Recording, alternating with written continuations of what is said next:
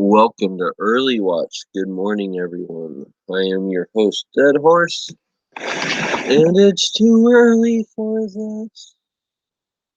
How's everyone doing today? Let's see. 2A News. Today. Man, let's see. I do have some things to talk about today. Definitely saw some 2A News stories over last couple days. Oh boy, where do we start? Let's see here. We have, let's see.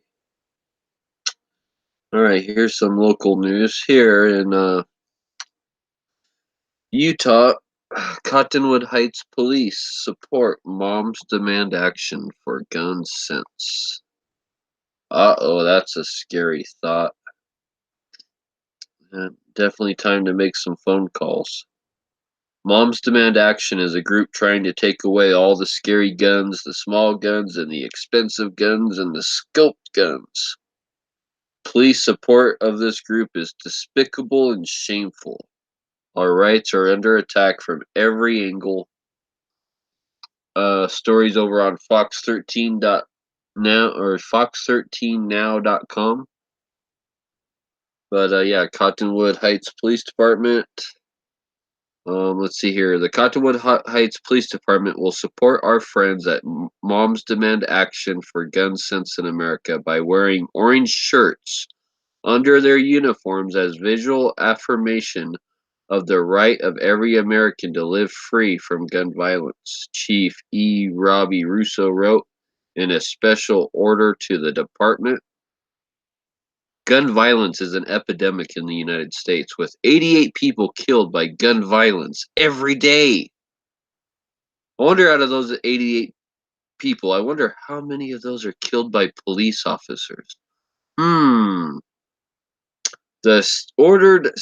The order stated police officers deal with constant threats and are called upon to deliver tragic news to families touched by gun violence. Bullshit. Moms Demand Action for Gun Sense in America is a movement for public safety measures that can protect people from gun violence, according to its website. Oh my god, then it goes on to mention every town and da-da-da. But anyway, yeah, I just barely found out about this story yesterday, and I'm for sure going to be making a phone call today and make sure I share my disdain and disgust for this. No police force should be allied with basically a homegrown terrorist group doing nothing more than trying to strip us from our rights. And I'm going to make sure that they hear that. And then I think that we had some talk on one of the local forums about raising a protest outside the police headquarters while they're wearing their orange scary shirts, and maybe taking down some scary AR-15s and open carrying outside that police station, and draw some attention to that.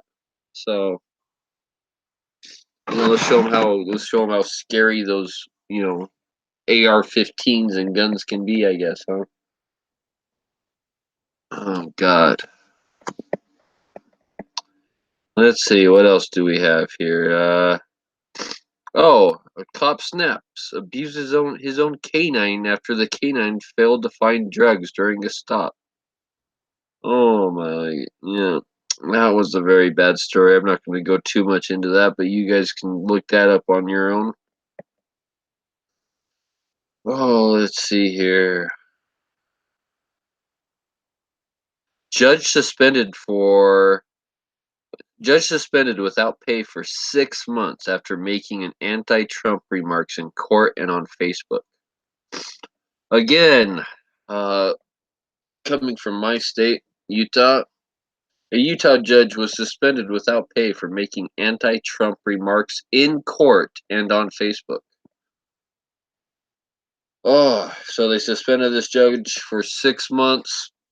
He was talking about Trump and Republicans and their how they're neo Nazis and Trump's gonna end America. Da da da. Like yeah. So just remember, at all levels of government, people can be complete idiots. Just remember that. Oh boy. Let's see what else do we got here. Oh boy, Kawasaki, Japan. Man with knife attacks commuters in Kawasaki City near Tokyo during Tuesday morning's rush hour, killing multiple people and wounding many others, including school children. So I don't know if any of you guys saw that news coming out of Japan, but just literally just a guy with a knife. That's all it. If there would have just been one person there with a gun, right? We know how that would have ended. Yeah, fuck you, Japan. Japan has such stringent gun laws now they can't even have like airsoft guns that look like real guns. Like they used to be like the airsoft capital of the world, but even airsoft is too violent for those Japanese.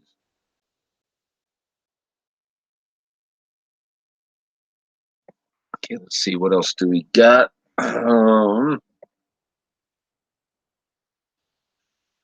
Let's see. We will get into that later. Let's see here.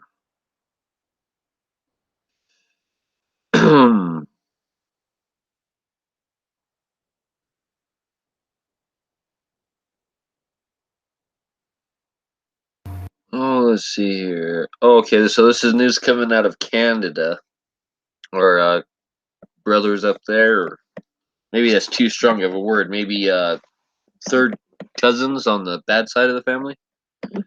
Um, the Liberal government in early June is planning to announce an order in council, no vote, to ban at least the AR-15. They may ban more. Let the Liberals know you are mad as hell and aren't going to take it anymore. Okay, Canada, calm down there. They need to know you will actively work to defeat them in the next federal election. Let them know gun bans will earn them your unabated disdain. uh, don't believe that the liberals' animosity only extends to the AR-15 or the CZ-8858 or the Swiss arms rifles. They are after all of them, all semis, all handguns, pumps, and finally bolt actions, break opens, and single shots. And your guns are next. Act while you can. Call or email Prime Minister Justin Trudeau. Call or email Minister Bill Blair. Do it now. Do it now. Then we have some phone numbers here. Let's see. Justin Trudeau's office is 613-992-4211. Bill Blair is 613-995-0284. So feel free, Americans, to call up there in Canada and tell them that our, like I said, our third cousins over there should have gun rights. Or I guess any of you Canadians that are listening, you guys can just call up there. Oh boy, let's see here.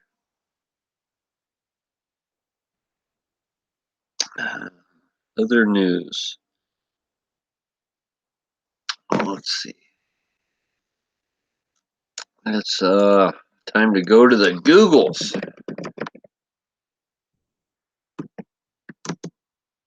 Let's see what bias slanted news we can find this morning.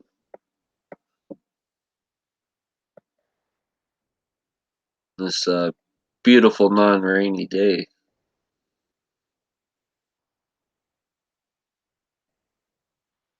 Let's see. Oh yeah, I forgot. Every time I type in 2A, like good news, it just pulls up a bunch of baseball stuff. Okay.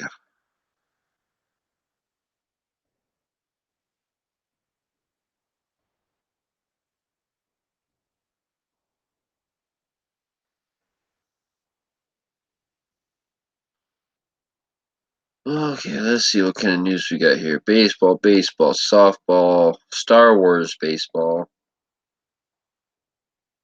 Let's see here. Let's go over here. Change my results to last week. Yeah, more baseball. Oh, see, that's unfortunate. That 2A just brings up all that dang baseball stuff. Is that even a thing anymore? Does anyone even still play baseball? And everything is so slanted when you use the word gun or firearm. That's when really, really slanted. Oh, 3 students arrested after a gun found on Coolison campus. Juvenile shallow playing with firearm in Knoxville. Roseburg to consider firearm ordinance which would destroy donated guns. And let's see what else do we got over here.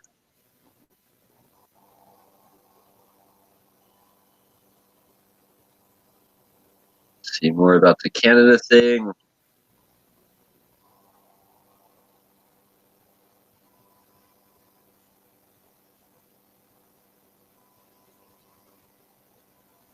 Okay.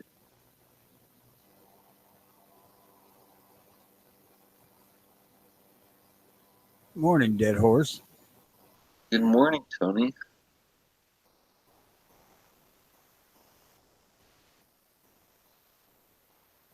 Oh, let's see. Here we got a UK gun law news. United Kingdom. They don't have The no guns. UK Gun Laws Offensive Weapon Act. Offensive Weapon Act receives royal assent. So apparently taking my adapted rifle from me is going to stop criminals shooting people with pistols. That is what some person says. Rest in peace to my gallery rifle and me taking part in competition. So much for supporting people with disabilities, another shooter says. So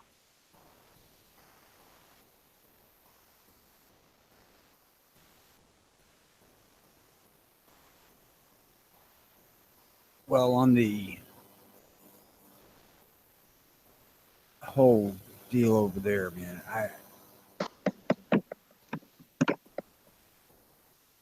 I really don't know what to say. I mean, fuck, they should have stood they up ban against this. knives. What can you say? This is the people who already banned like just a pocket knife. They should have stood up in opposition to this. What the hell, 40, 50 years ago? This act includes a number of other measures to tackle serious violence. Man, okay, so wait, let's see here. This thing kind of froze here for a second.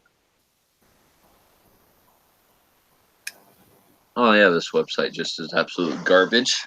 So I can't even really read this story, but basically, yeah, they're banning more scary guns and more stuff and da da da. Like you can just, they're gonna ban bump stocks. Bump stocks, I don't think are banned in over there yet, so they're gonna ban bump stocks and Yeah, you it's can't have an AR to put some bitch on. So what the hell? yeah. Let's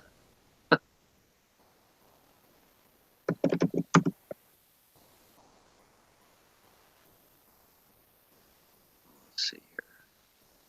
I don't know why it's so hard for these people to understand that any law that you enact does not potentially affect the ones who are unlawful by nature, by lifestyle, whatever. You know, only It's the honest fucking people are gonna obey the law.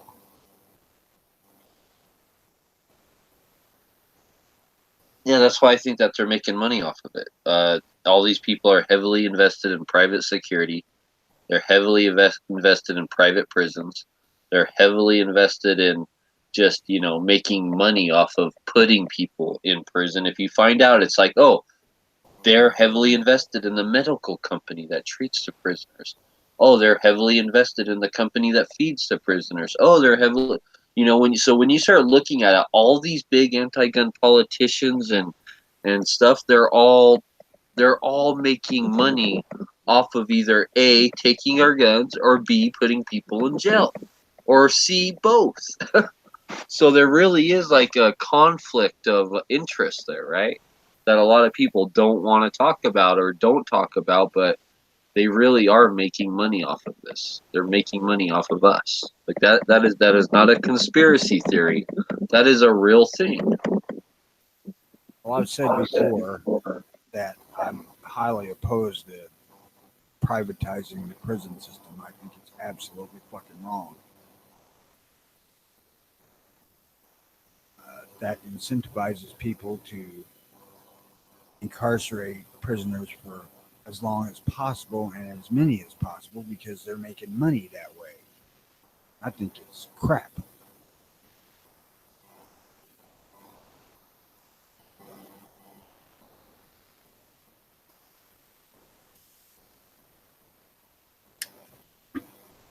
You know, there's I think it's been black proven crap ever since even the Clintons. So there's I have black something that cloud I'm going to read that's going to go into that here in a little bit, actually. there's black clouds over everything, including capitalism. There's bad sides to capitalism, and that's one of them. The whole fucking insurance industry is another. Oh, the insurance? Yes. Yeah, that's another corrupt one. Positive side, it looks like the Void card thing in Illinois is not going to go anywhere. The, You want to talk? Do you want to remind us what that was all about? When I go get my cup of coffee, Tony. sure, they were proposing changing it from $10 to $50 and shortening it from 10 years to 5 years, and then making everybody get fingerprints to get it done, which costs another fee. And I don't quite remember. I think that was $30. And they don't have enough votes to get it through at this point. So if we make it 2 more days, it's dead, at least for now. Surprised me because I thought they had a veto proof margin, but evidently all this sanctuary county stuff is paying off because the Democrats in more rural areas are not backing these things, which surprises me.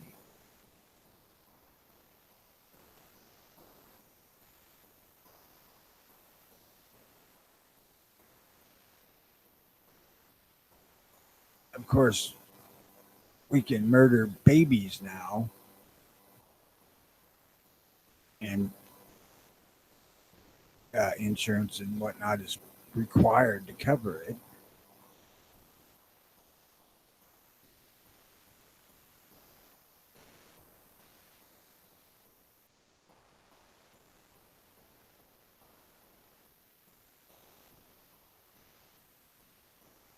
See, Okay, I'm back. voters are going to have to amend the Constitution if they want to go to J.B. Pritzker's fair tax plan.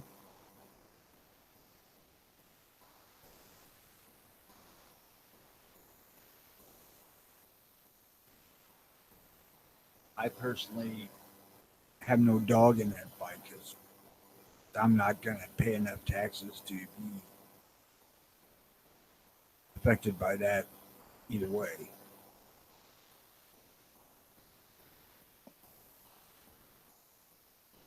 So I came across a post that kind of has to do with that privatization of prisons, and more so than that, but the change in our police.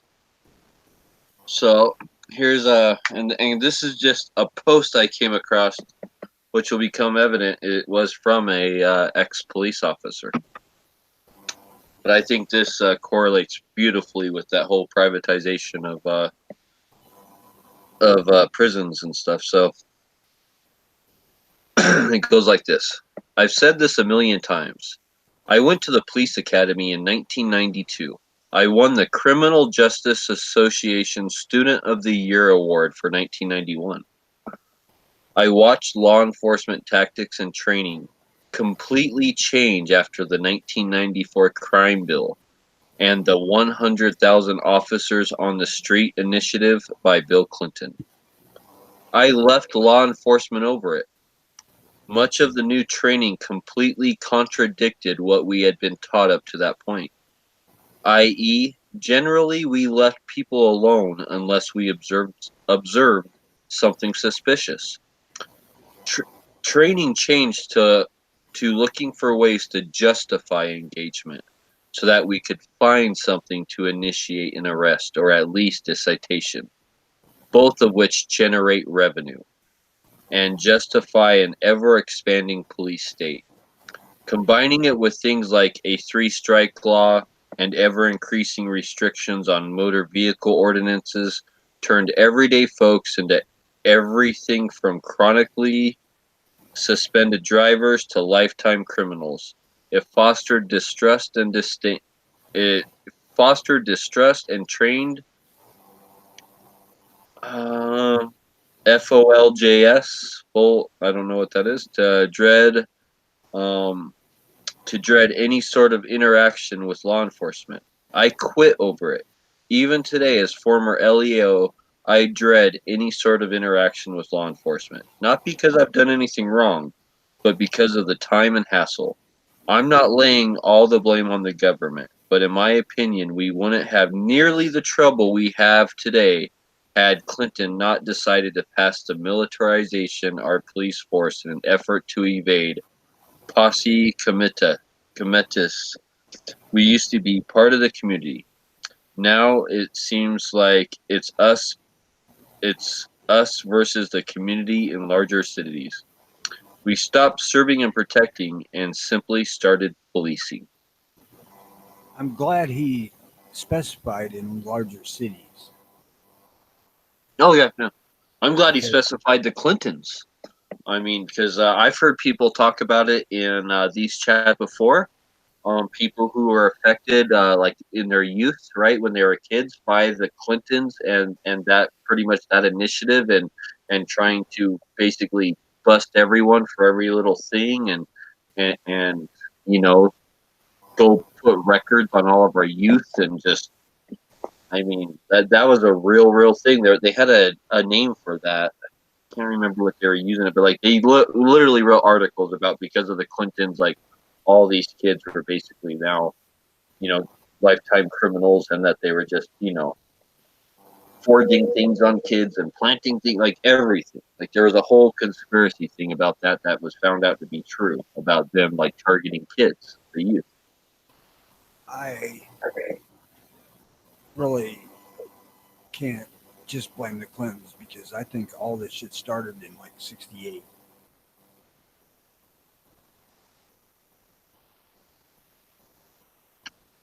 Now maybe the Clintons made it vastly worse, but law enforcement changed in the late '60s,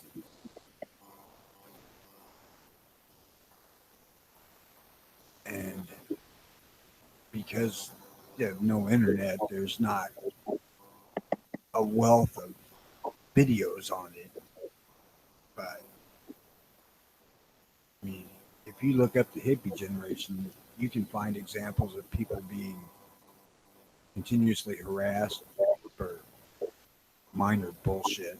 Yeah, mass incarceration is what they called it from Bill Clinton. The mass incarceration, and then apparently a couple years ago, Bill Clinton came out and admitted that like it all failed.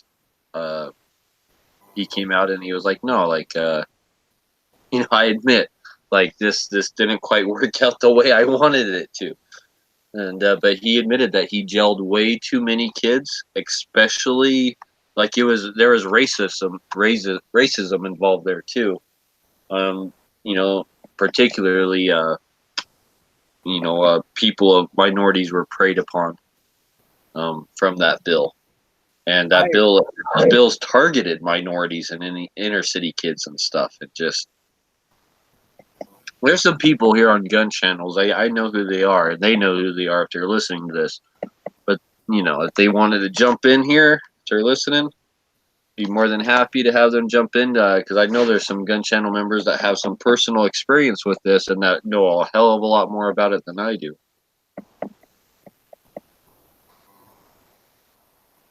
I see a big Trump trend in took the a past. fixer though too. He took some of those things off the board. So he did. He's already taken some of those things that Clinton put into place off that. The crime reform bill and all that he passed was basically taking Clinton stuff out, at least some of it. So that is in the process of being fixed right now. So, but that whole three-strike bill and all that stuff, that was all Clinton, dude. All that stuff. Let's see what the chat says. Shit, I thought that came about with Reagan. Over there on Gunchannels, we got Roosted, Ozzy, Cadillac Jack, Kingpin, John Brown Production, Philo, Midnight Range. I'll be right back. All right, A. Midnight just said if I just say A lot, then I'll just be like Canadian. It'll sound legit. It's A. See, in Illinois, the new FOID car bill did not go to vote as scheduled. Some of the Democratic support backed out, so they no longer have the votes needed. Oh, nice. See, that's what that pressure does. If you put enough pressure on politicians, they want to be reelected. So if they think that there's a chance that they're not going to get reelected because they're pushing some stupid gun bill or any bill, really, I mean, they're going to back off that. They are.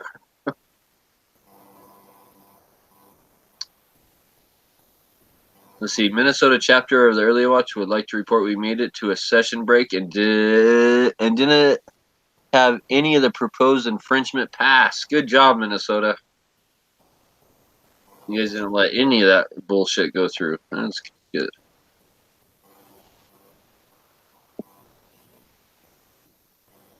Let's see here.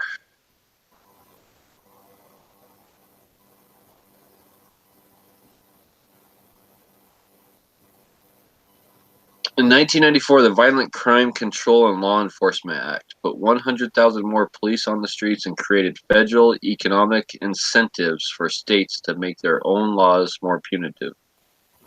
This law also made low-income incarcerated people ineligible for Pell Grants to pay for higher education courses. In 1996, the Prison Litigation Reform Act made it harder for incarcerated people to use federal courts to protect their civil rights and made it easier for prisons and jails to escape oversight of their operations.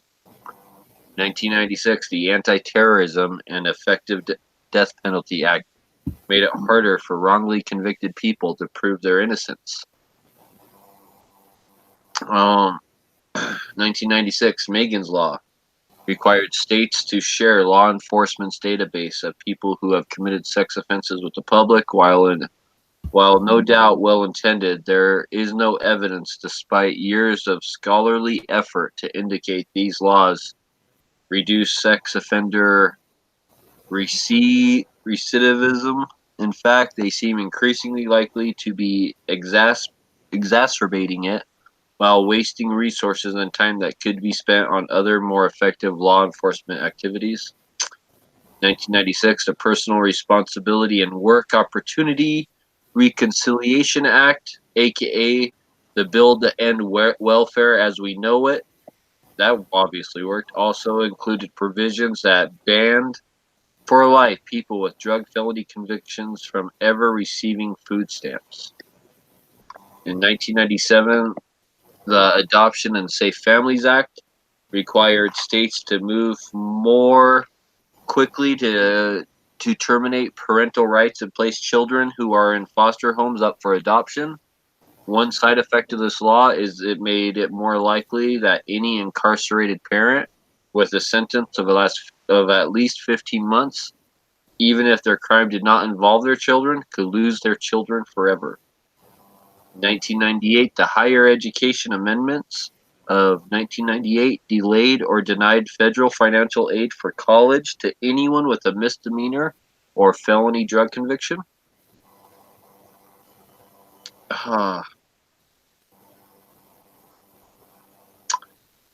The federal grants in the Violent Crime Control and Law Enforcement Act of 1994 that supported prison construction and the hiring of more police have long expired, and there is now a pilot program to once again give incarcerated people access to Pell Grants. So that's good.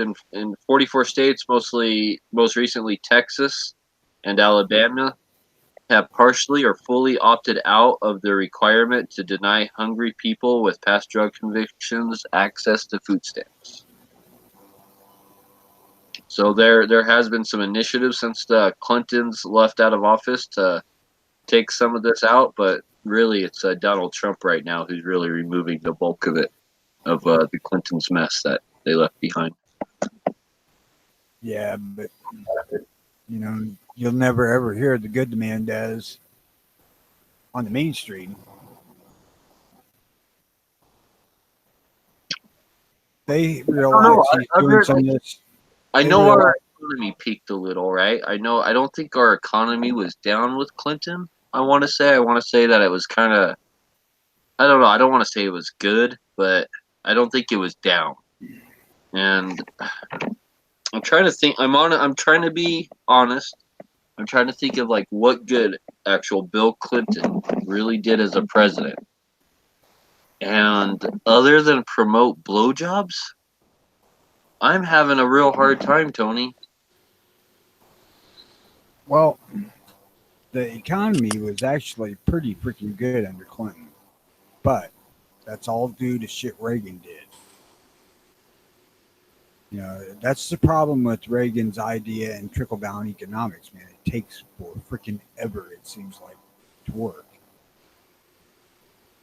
Uh, at the end of Clinton's, I'm not sure. I think, uh, I don't know where the hell the .com bubble was at. It was in there somewhere, but that might have been with Bush. I honestly can't say. But times were pretty decent when Clinton was president financially.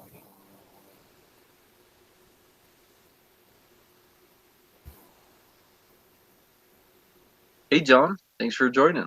Hey, good morning. How is everyone? Good Oh morning. shit! I was okay.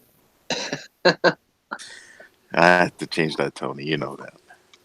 Hey John, how's it going, man? Not bad yourself.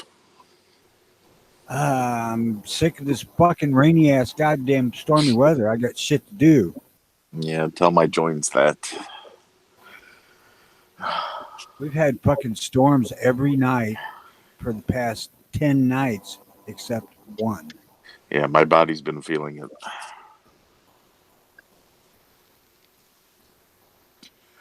I'm trying to get a fucking dumpster in here to clean up shit, and I don't know how the fuck to do it. I mean, it's my yard. If they try to back a truck in here to let the dumpster off, the fucking truck's going to stay here until August. Well, I hope other places don't start flooding like the current places that are flooded now. Well, I'm actually fairly high, so I mean, I may get some flooding from a little creek across the street from me, but nothing serious. Well, that's good. So I'm looking at stuff that Clinton did, right?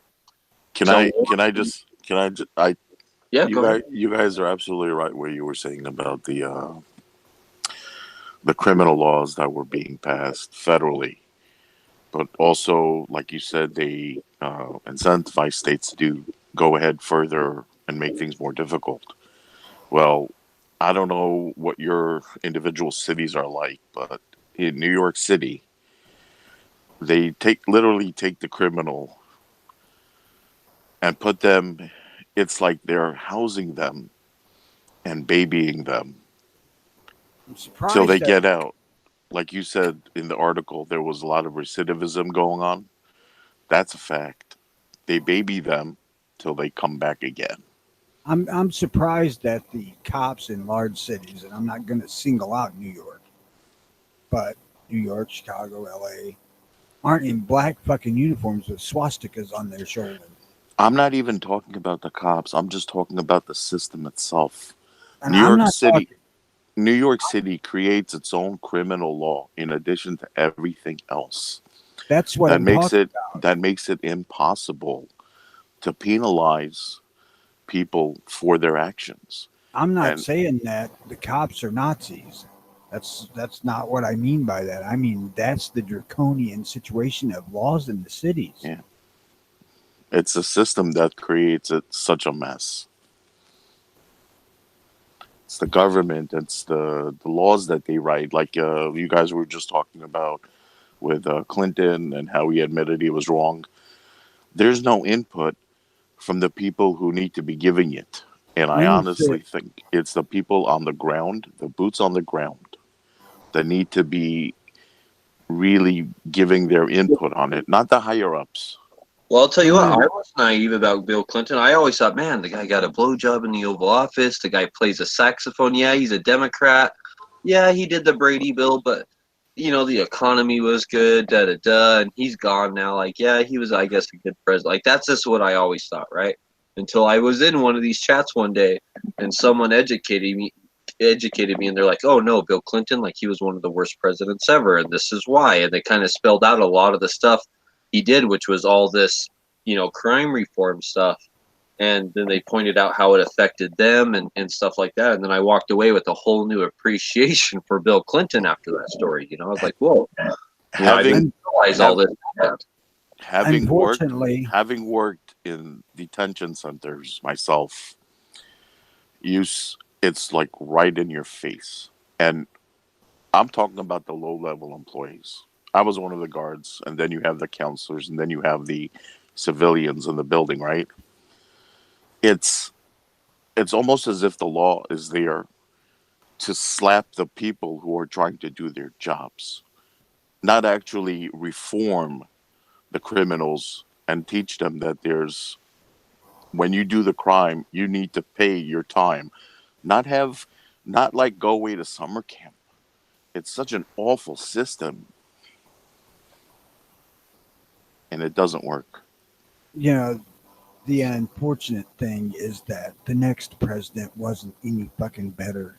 No, I mean, fucking Bush, what he did with the Patriot Act is god awful.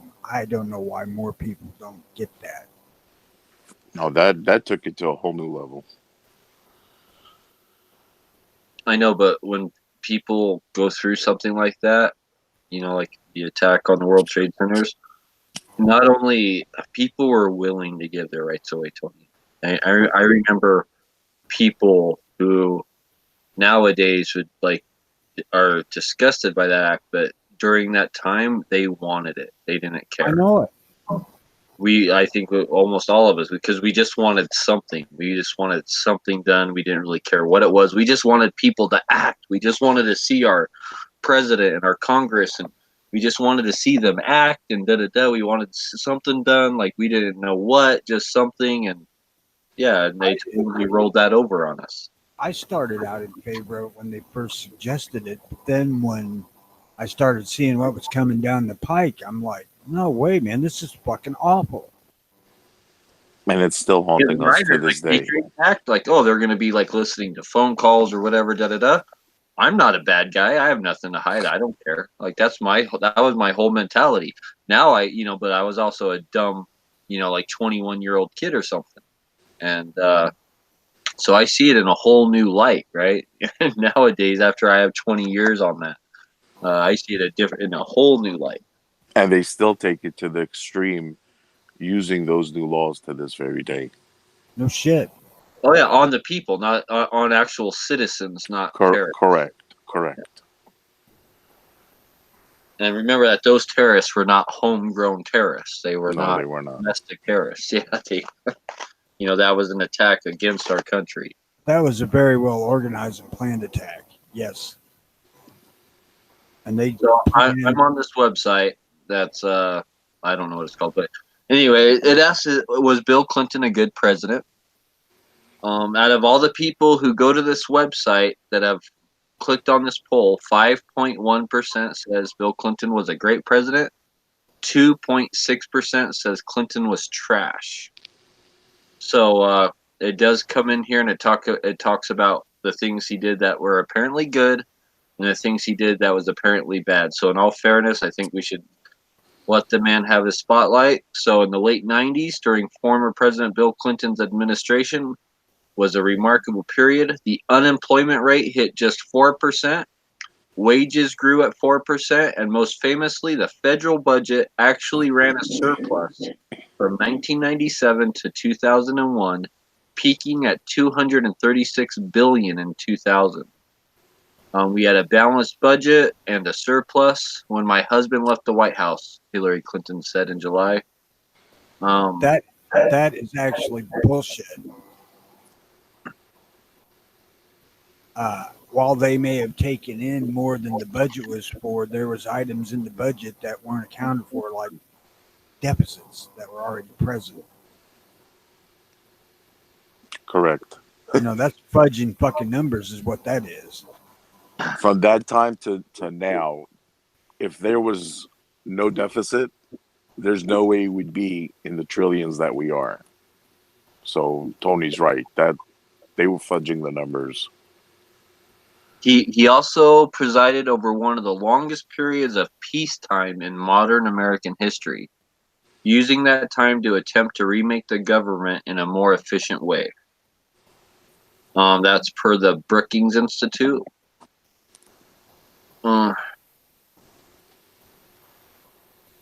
What he was looking for efficiency in was getting women in and out of the White House. Well, how much? That was basically Clinton. This is what I just read was basically Clinton. That was his greatness. That's what he did. That was good according to this. Stuff he did was bad. Can anyone remember the "Don't Ask, Don't Tell"? Mm-hmm. That was all Clinton. Let's see here. So, however, many of Clinton's policies seem not only profoundly out of step with modern day values and norms, but downright regressive. Clinton championed the now famous "Don't Ask, Don't Tell" policy for the military, setting up years of continued marginalization of the LGBTQFCYX members with the armed forces. Wait a minute. Now, on that note, this whole society was different then. And that was actually a move forward trying to, because before Gays that, in the military, right? The military. Before that, if you said you were gay, you were out, right? So Yep. now he made a no ask, don't tell. Even if they were like obviously gay because of the way they talked, as long as they didn't admit they were gay, they could still stay in, right? That's the way I understood it.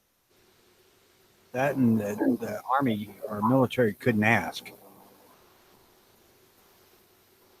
Yeah, That so makes even if sense. you were like flamboyantly gay, right? Like obviously gay, they couldn't ask you, and hence you got to stay in the military. And at that time, there really was no issue of whether you can do the job or not. People did the job. I don't see the flamboyant ones going for the OD green look. Well, if that's where they were put by the military, that's where they went. If they had an issue with that, I'm pretty sure the military dealt with them the way they would deal with anyone. The other thing going into the military is not a cotton candy ride. It is what it is. says here that another failure of Bill Clinton was the expansion and escalation of the war on drugs, called the Violent Crime Control and Law Enforcement Act, which they see as a escalation on the war on drugs, emphasizing punishment rather than rehabilitation. The whole war on drugs thing is That was a joke. a freaking joke. Yeah. Because again, they want to have you. They make the title sound, "Ooh, we're gonna do something." The war on drugs, but the war on drugs is really get more people in prisons and make more money, or make somebody money who's connected to us, and somehow that money will be flowed in our direction. They Yeah, don't really more care. campaign promises and donations, and yeah. I'm They curious. don't as really to- care. I'm curious as to when they started privatizing prisons. All right, Sometime let's find that out. early in the 2000s. Privatization of. Let's find this out. That had to be in the early 2000s. I want to say it was during the Clintons thing. It was like right. So in it was the 90s. That's what I want to say, but we're gonna Google it. We're gonna find out. I don't Prior take to what the Google says. 1980s, private prisons did not exist. So prior to the 1980s, let's find an actual date though. So that makes it sound, while you search for it, I'm just going to say that makes it sound like it was in the 90s. Let's see here. It says in 1984, the country's first for-profit prison was established in Tennessee. Really? And over the next 6 years, 66 more prisons popped up. 66. That's my Reagan God. and Bush. 67 prisons by 1990. Jesus Christ. It's a moneymaker. I want to get out with the whole thing that it's not all Clinton, because you want to say Clinton did it, but no, that was Reagan and Bush. That's, the so-called stain of capitalism. Some things shouldn't be moneymakers. No, they should not. That's one. See, privatized prisons, employees of privatized prisons earn over $5,000 less than their government employed counterparts, and they receive 58 fewer hours of training. That sounds about right. So yeah, they're even paying the employees a lot less. So they're saving money all the way around. They're Well, it's just like a private security company. They get the contract at $100. They keep 75-80% of it, and the rest of it goes to the employee per hour. The So- prison population increased 1,600% between 1990 and 2005. So between 1990 and 2005, 1,600%. And you know why I believe they got those contracts so cheap? Because the government was even less involved in it with the regulations that should have been federally mandated upon those prisons. They did not place those regulations. And that's why those prisons are so corrupt. A That's why those businesses. A 2016 report from the Department of Justice found that private prisons had a 28% higher rate of inmate-on-inmate assaults. No Mhm. shit. More than twice as many inmate-on-staff assaults. No shit. Yep. It's probably 4 times as many lengthened Yeah. sentences due to whatever happens in prison. Because they're prison private had a businesses. full-time They doctor don't want. for months. They're private businesses. They don't want to put the money into where it needs to be. They want to keep it for themselves. Failed medical care for the prison inmates. They didn't even have full-time doctors on staff for months. So the healthcare system in the private prisons is a failure, it sounds like from this article. The damned idea that these organizations are incentivized to keep people incarcerated longer if they can is fucking wrong. And they do it to this very day. State-run prisons cost, or I mean, private prisons cost $1,600 more per inmate per year to run. So why take that money out of that budget to have doctors and have the appropriate resources? Right? It's a business. They want to make money. So let's just say there's 1,600 more per person. Let's say there's a prison with 3,000 people in it, right? That's $4,800,000 more to run than a state or government prison. Well, see, that's it. When the government's running the prison, they're incentivized to get people out and not have that quote unquote mouth to feed. Whereas private prisons are incentivized to keep them there and get more because they get paid per person in per bed. So the Corrections Corporation of America, CCA, the largest private prison company in the U.S., has spent $17.4 million on lobbying in the last 10 years, $1.9 million on political contributions between 2003 and 2012. And in 2013, the CCA and another major prison company, the Geo Group, also funded lobbying efforts to stop immigration reform, killing the path to legal status for over 11 million undocumented people in order to keep undocumented immigrants flowing into their facilities, as well as securing increased congressional funding to incarcerate those same people in for-profit prisons. Now there's something that left. I'm surprised this. I've read a couple articles now, and not one of them mentions the racism that's involved in this. And there's something that we could get on with the anti-wall people with. You know, as the whole they want immigrants to come in here so they can get more people in prison.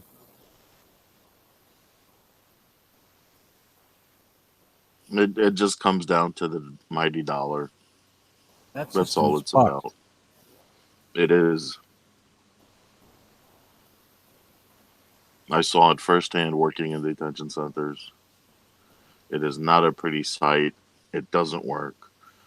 And when you have people going into the system to work as employees, whether they're guards or whatever, they go in with the hope of doing some good. But the system itself creates bad employees.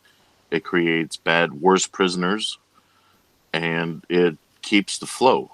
It keeps the influx of prisoners continuous because it does nothing but to baby them till they come back again. You know, it was about that time you started hearing the idea of prison as being crime college. Yeah, I'm sure that was way before that. But well, I'll tell you one funny thing that wasn't so funny.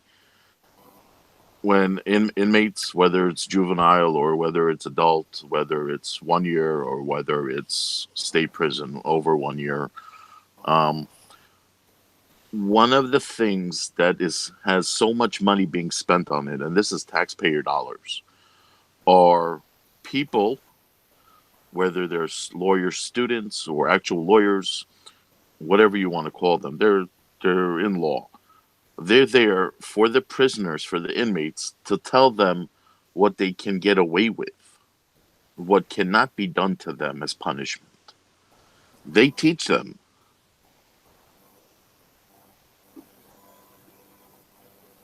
Oh, and they teach them like if you're gonna rob a store, don't use a gun. And No, no, no. They teach them what they can get away with while they're in prison. Oh, while they're in prison. Oh. While they're in prison, they tell them what they let them know what the system cannot do to them what the guards cannot do to them, what they should or should not say in front of this person in this position or that person in a position.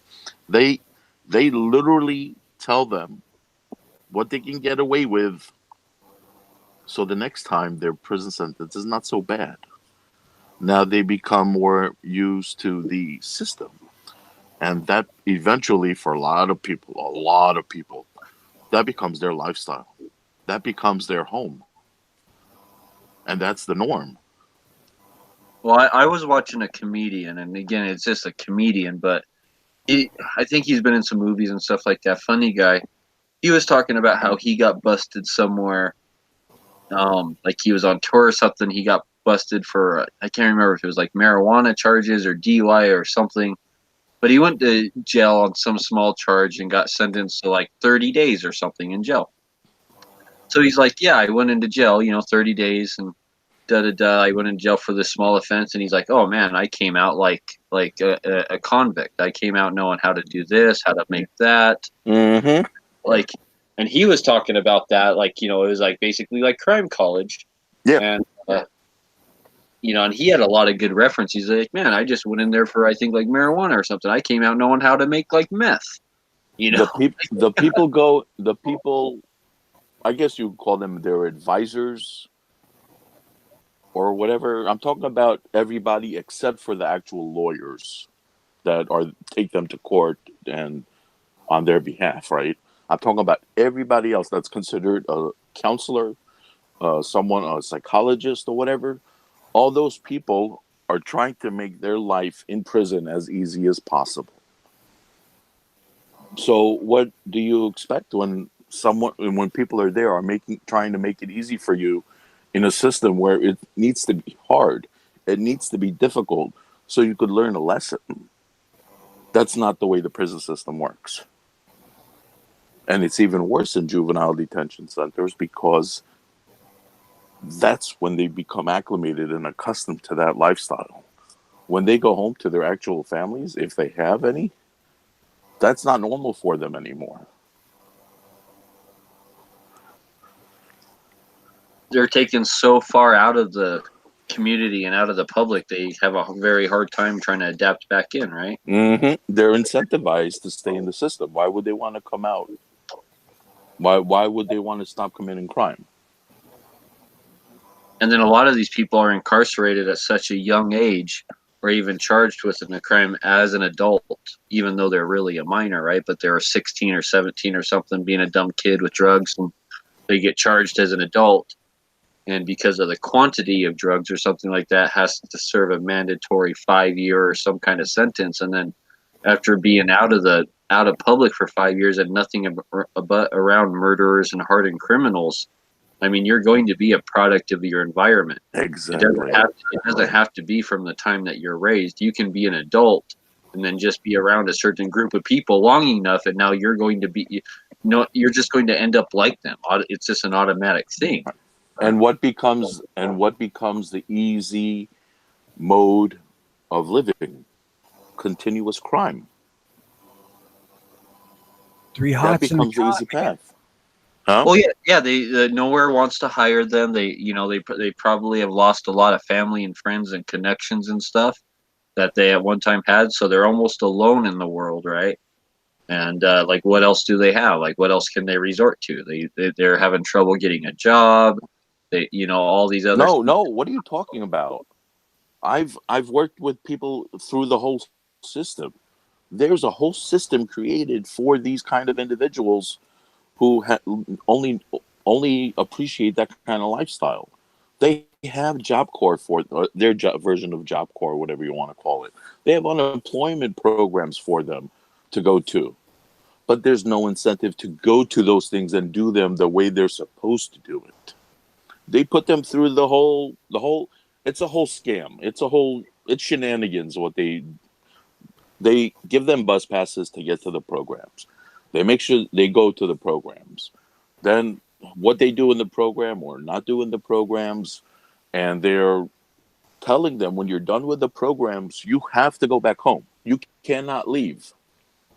You have to call your probation officer or whoever there, whoever's in charge of them, because technically they're not 100% released. They're still inmates. But you're telling somebody after they finish their whole program, they cannot work and they have to go back home to whatever crap hole they forced them into, and they cannot leave. And when they go to those facilities, there are people smoking, committing crimes, and all that stuff. The system is such a sham. What a joke. But I'm not excusing the fact that when you become an adult, you still have to make your own decisions. So I got some information on the CAA, the the Corrections Corporation of America. So in 2015, it reported 1.9 billion in revenue. It made more than 221 million in net income. Jesus So Christ. that was more than $3,300 for each prisoner in its care, is what it made. That's a nice chunk of change. Yeah, so when you have people making this kind of money, what incentive is there at all for them to change this system? There is none. They want more of this same system. Absolutely zero incentives. That's I mean, as kind of long where as I went with the there's whole. money involved. So That's just like CAA runs 61 facilities in the United States. This includes 34 state prisons, 14 federal prisons, 9 immigration detention centers, and 4 jails. So it's not just federal prisons we're talking about. State prisons, federal prisons, immigration detention centers, and just regular jails. What a moneymaker. And out of all these, 17 are in Texas, 7 in Tennessee, and 6 in Arizona. So those are the states with the largest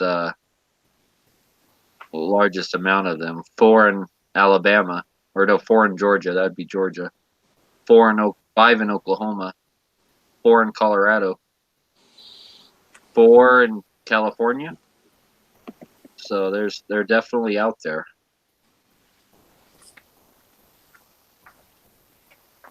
What a joke.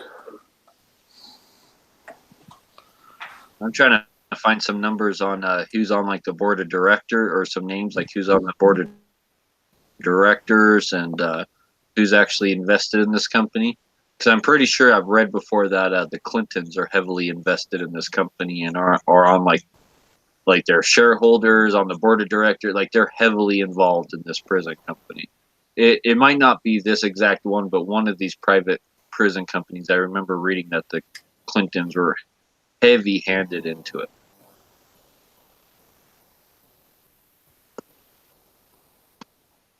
And that, I guess, kind of leads back to my point, is like, most of these politicians, most of these people who want to take your gun rights and stuff, like they're invested in these prisons. They're invested into making ordinary, regular, everyday people into criminals.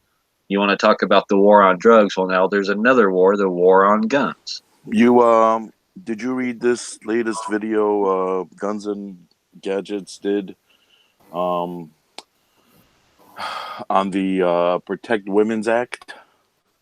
Have you read that? No, I did not. So You want to talk about that? shit, I didn't read all of it. Basically they're introducing the act to, so one of the GOA did the video on it. So GOA's video was basically a woman speaking, and the Protect Women's Act was not great, but it was okay the way they had it. Then the Democrats went ahead and threw in poison pills into it. And part of their reasoning why it's a bad bill, why we need to fight it, why people need to speak up and write their senators about it, is because what we've been saying, the red flag law. That's what this new Protect Women's Act is. It's a red flag law in on steroids. And the woman and the GOA, the woman on the GOA's video basically was saying that anybody come and say anything to a judge, and I lose my gun rights, now I can't protect myself. And this was from the woman's version, from the woman's side. But it's a lot worse than that. I didn't really read that deeply into it yet, but it's bad.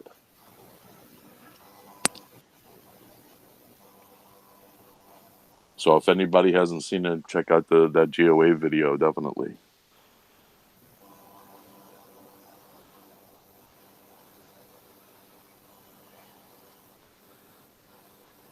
When did that come out? 1 or 2 days ago. Let me see if I can get the exact date. It was yesterday or today that I watched it.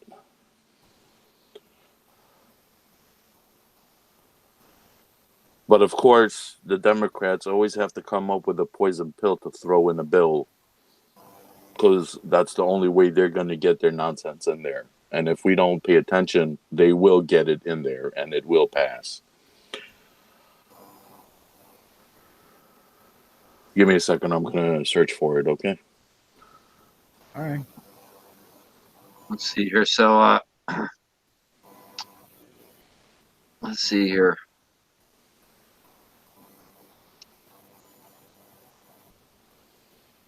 Hillary Clinton's private prison hypocrisy.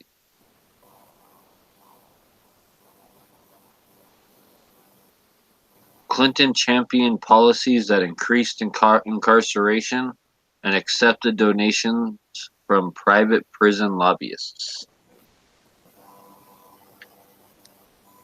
So it talks about in 1994, with the Clintons' three strikes you're out policy and everything, that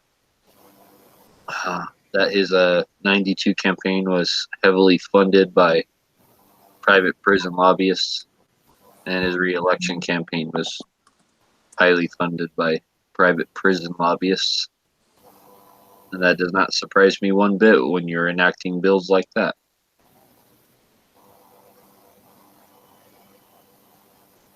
I wonder if he's funded by Trojan.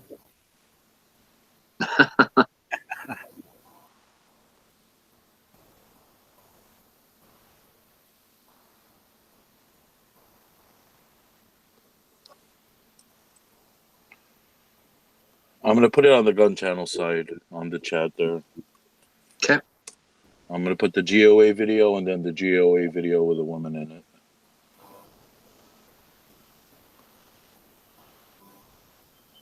You see the one. That's the one that Jared did. The first one. Oh. Yeah, and this is the second video with the actual GOA with the woman doing the video. Along with gun owners in America. Anti-gunners often.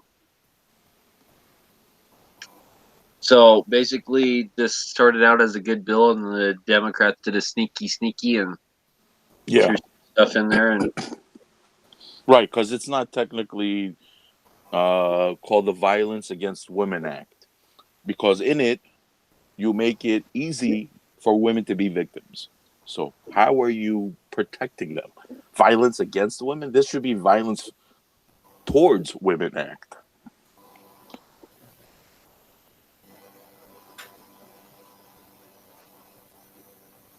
no, I haven't heard anything about this at all.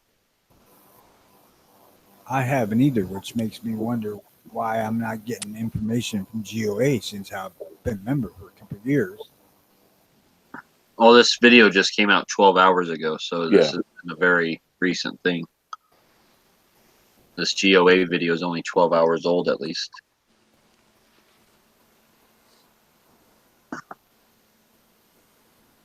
Let's see here. So I'm on my phone, so I'm not on the. I can't do the YouTube and the thing at the same time. I just went on the I computer. can't do YouTube and the thing at the same time either. Yeah. I can screen share the video, right? But the audio does not work. So in order for me to play audio, I have to like get like a third source, like a phone or something, right? And then play the audio. Okay. Yeah, for some reason when I screen share, like it does not pick up the Hangouts does not pick up the audio from my laptop. It just Interesting. Here, I'll try. Let me see. Let's try. Well, don't get yourself hung up or they'll Oh kick no, you out or something. I don't think GOA copyright strike me for. Let me see if I can put the link in the chat. So I got the video right here. So let's. Oh, it lets me put the link in there. Okay, it's in the YouTube side.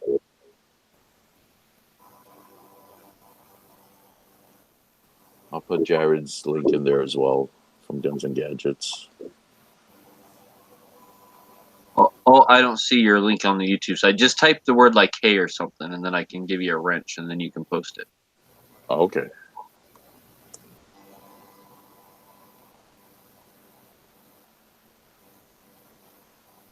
Oh wait, the link is in there. You have to wait for the delay. You see the link, and it looks like it's in there, but no one else can.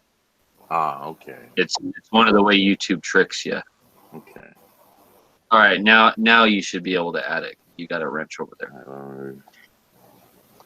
Okay. All right. So I think this is the Jared video.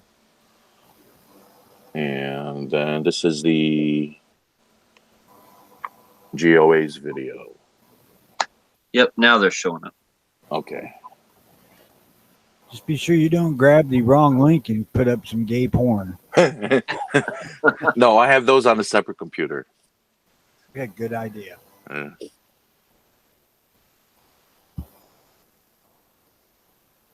let's see. All right, we're gonna see if we can share this GOA video again. Like, let me know if the audio comes through or not, because like I said, I haven't figured out how to get the audio to come through when I share this stuff. All right, screen share.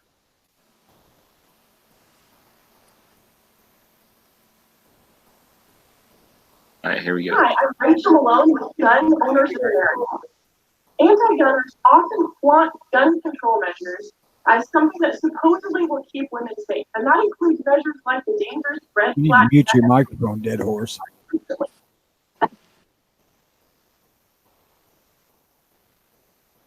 Yeah, that shuts the damn volume off. Now, in the United States, If I mute my microphone, can you still hear it?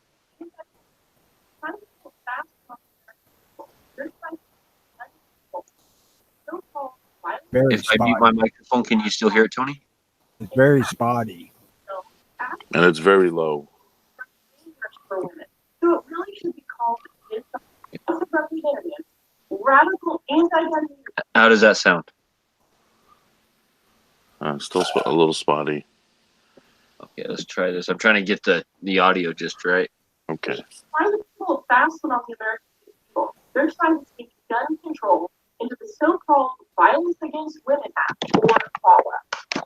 In fact, this bill actually includes provisions that are dangerous for women. So it really should be called the Disarm Women Act. Men and women, myself included, carry guns to protect ourselves and go about our everyday life. But this bill, the Disarm Women Act, includes provisions that would allow a dating partner or a former dating partner to strip a gun-owning woman of her constitutional rights that allow her to protect herself, simply with a phone call to a judge.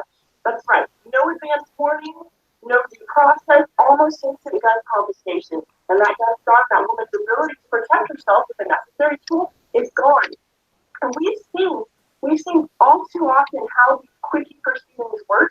They are often used against gun-owning women, against law-abiding citizens who want to protect themselves. Take, for example, in California, a cheating husband used his state's red flag gun confiscation law to confiscate his wife's Glock. And I've had experience with this type of legislation in my home state of Texas also. Right here in Texas, this whole past spring, I was fighting against legislation that would make it easier to remove more guns from more people without due process. And inevitably, people who promote this type of legislation will get up there and advocate for it, saying that it's going to help women, it's going to help keep women safe. No, I've seen the ugliness of domestic violence. I've seen the hurt and the pain and the awfulness and the brokenness that comes from it. It's despicable and it needs to stop. And I would do anything within legal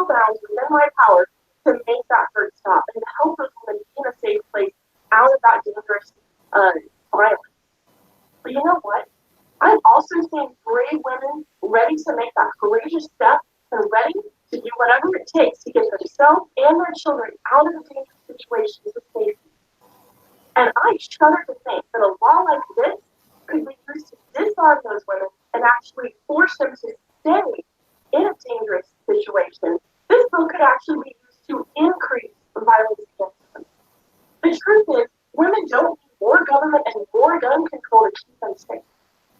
But both women and men need guns to keep us safe and protect ourselves from those who would do harm against us. These laws, like the Disarm Women Act, what they really do is they harm the law-abiding citizens who want to keep ourselves safe. So please join with me. I hope you're asking right now, what can I do to stop this dangerous legislation? If you are, I've got your answer. Please use the link in the description or on the screen to contact your United States senators. You have 2 U.S. senators who represent your state. You need to reach out to both of them. I don't care, Democrat or Republican, they both need to hear from you. This bill has already passed the House. They're preparing to hear it in the Senate. Please reach out. Let your senators know you absolutely oppose this dangerous gun control measure. It does not keep women safe. It simply disarms law-abiding citizens. Thank you so much. We're counting on you to reach out. If you know we can work together, let's stop this bad legislation. Thank you very much. This is Rachel Moore. I'm signing off. So basically, it's a gun control / red flag law bill that would make it, obviously, we all know how this works. Ex-husband gets mad, calls a judge. This woman's right to own a gun is gone. And we've seen people abuse it and misuse it already. So this is a dangerous bill. Well, I agree 100%. First of all, I want to say Dana Leochu. Like, man, like that girl's a cutie. I'm just saying, like, yeah, like. She's not hard on the eyes. No, not at all. Like, She's girl next door cute though. Yep. yeah, Nothing wrong with that. better though. Yeah, that's true. So definitely for those people listening, pass this on, and as yourselves as well, please make sure you do contact your senators and your local representatives, because it's just another way to hide the red flag BS they want to use to disarm people under the guise of protecting women, quote unquote.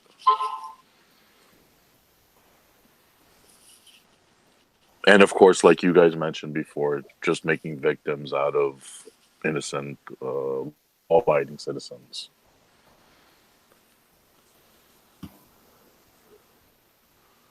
You know, back to the Dana thing. Every time she makes a video, she looks exceptionally pissed off, like she wants to fucking cut your heart out or something. No, you're talking about Dana Loesch. Yeah. Whole different thing to see her hawking super beats on TV. I know. But she's the same stooge from that company that hired all those other stooges and took that money and did God knows what.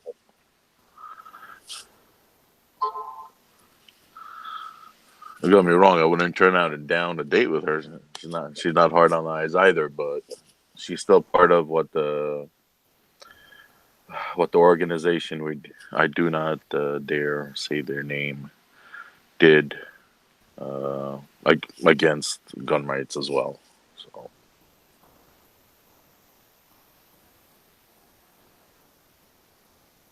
There's a whole bunch of people that are part of that organization. yes, sir. Let's see, Argument Bill would let unlicensed Texans carry guns in public after disasters. You guys hear Right. about Texas? Oh yeah. Yeah, they passed a bill. It's supposedly going to allow people 5 days after the disaster. 7. They tried to take the bill, and the Democrats wanted to take the bill initially before it went to the governor and have it made into 2 days. But like they explained, it could take you 2 days alone just to get out of harm's way, out of the danger of the storm. Well, So it passed they the House, right? right. No, the bill is passed. but it's Oh, passed under the original wording, which was 5 days after It's the 7 days. a week, Shrimp damn whatever the thing week is, yesterday. whatever the week is. Initially, it was supposed to be 2 weeks. They got it cut back to a week. The Dems did. The Dems tried to cut it down to 2 days, or whoever tried to cut it down. So they kept the bill. They got the bill to a week, and the governor signed it. So now it's Just law. give them fuckers constitutional carry. It's Texas, for Christ's sake. I agree. I agree. This bill is good, but in a way, you look at it on the other side, and it's also anti-constitutional. So they got something, but unfortunately gave up stuff too. You know, like 95% of the people in that motherfucker carrying a gun. It's Texas. That's what they do. Maybe not the lib areas like Houston, but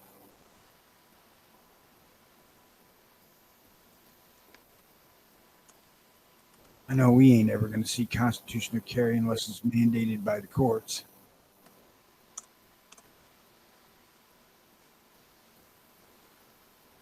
Or God strikes Chicago off the face of the planet, which wouldn't hurt my feelings a lot.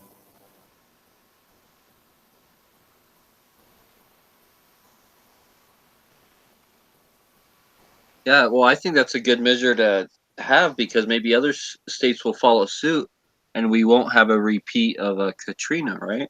Oh God, that was Isn't, bad. isn't that kind of isn't that what they're trying to prevent? Is like a gun confiscation or something after a disaster like Katrina? And also, they admitted themselves. The police can't be there to protect you because they can't get to you.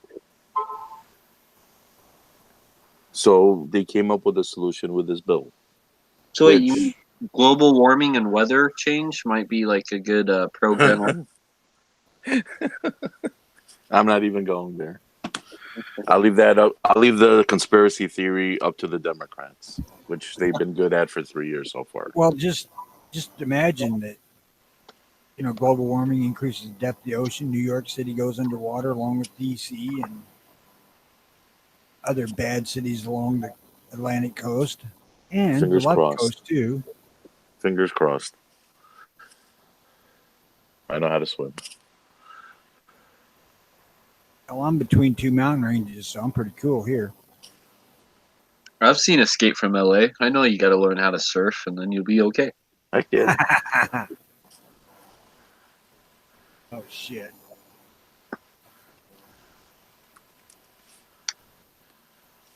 Oh, let's see. What do we got going out there in the chat? Let's see here.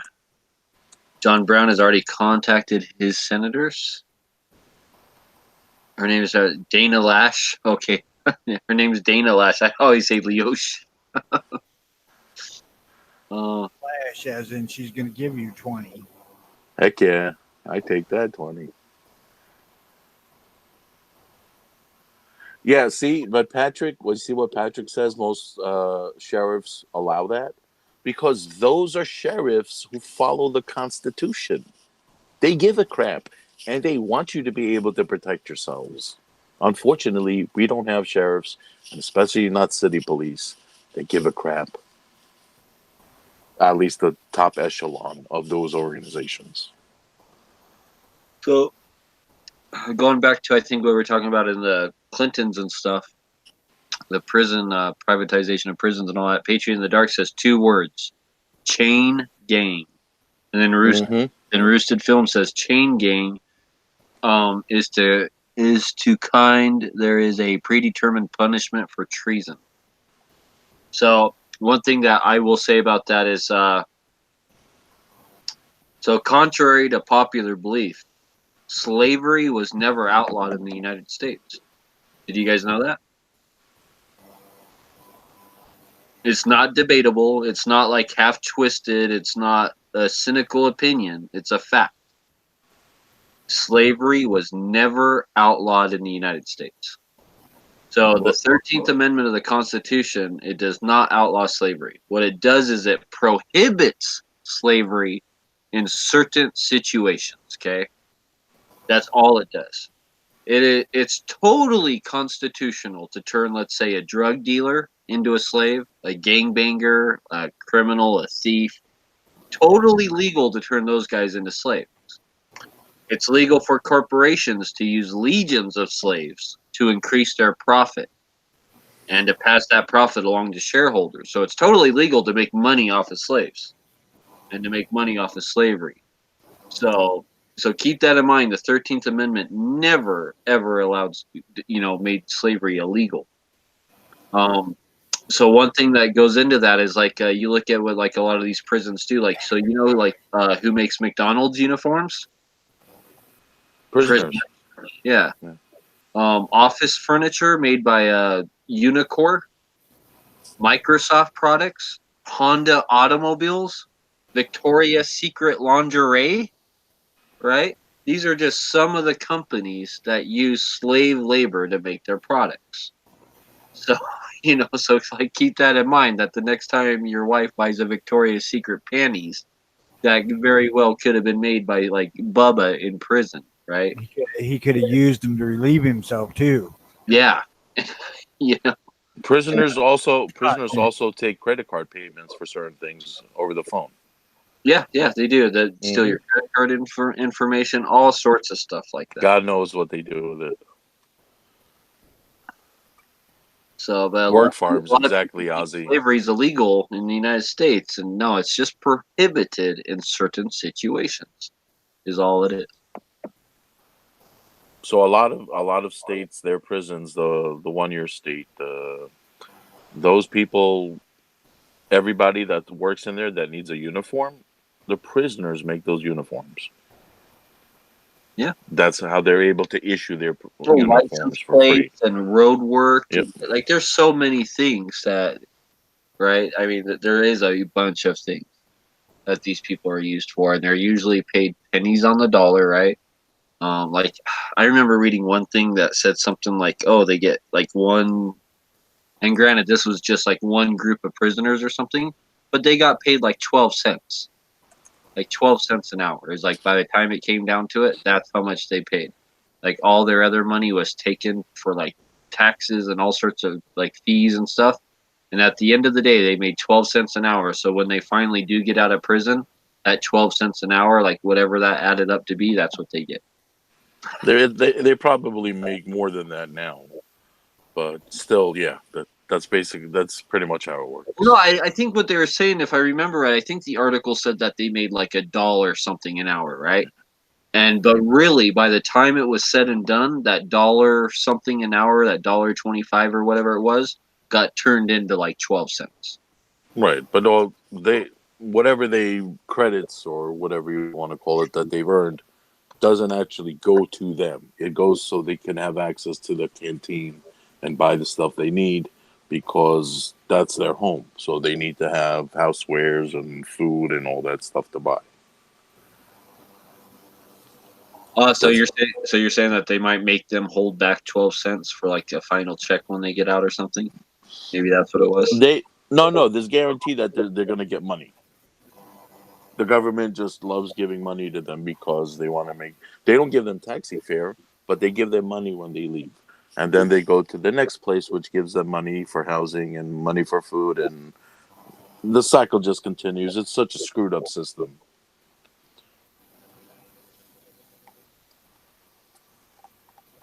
And the people in there over a year have done the felonies, which their crime requires a year or more, and they'll be back anyway. So it doesn't matter. The system is so broken. It's just scared to make sure they come back. It's unfortunate. And then anyone who wants to question that the 13th Amendment on what it says, this is right from the 13th Amendment. I don't question it. Neither Democrats love keeping people as slaves. neither slavery nor involuntary servitude, except as punishment for a crime whereof the party shall have been duly convicted, shall exist within the United States or any place subject to their jurisdiction. So that one line of our 13th Amendment says, that you can have slavery if it's a punishment. So just let's keep that in mind. Slavery was never outlawed in America. Democrats love slaves. They They do. why would they want to get rid of them?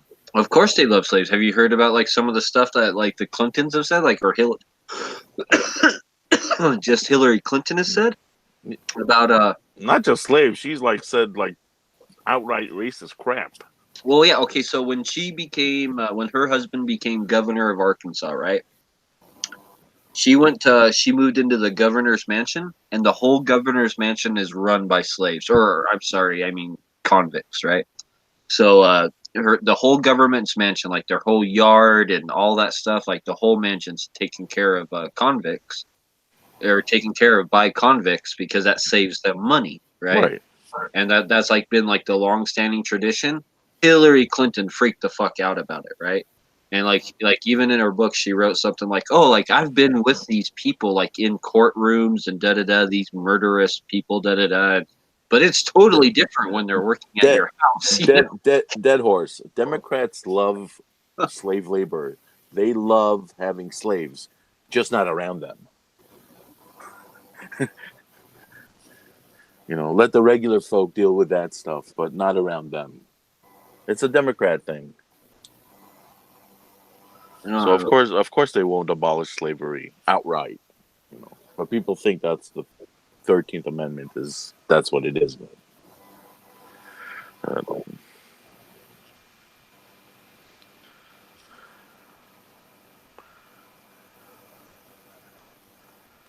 Well, I can see that this private prison thing is going to lead to you stepped out of the lines when you was walking across the streets. That's jaywalking. You get 60 days in jail. Well, I can see that this private prison thing is going to lead to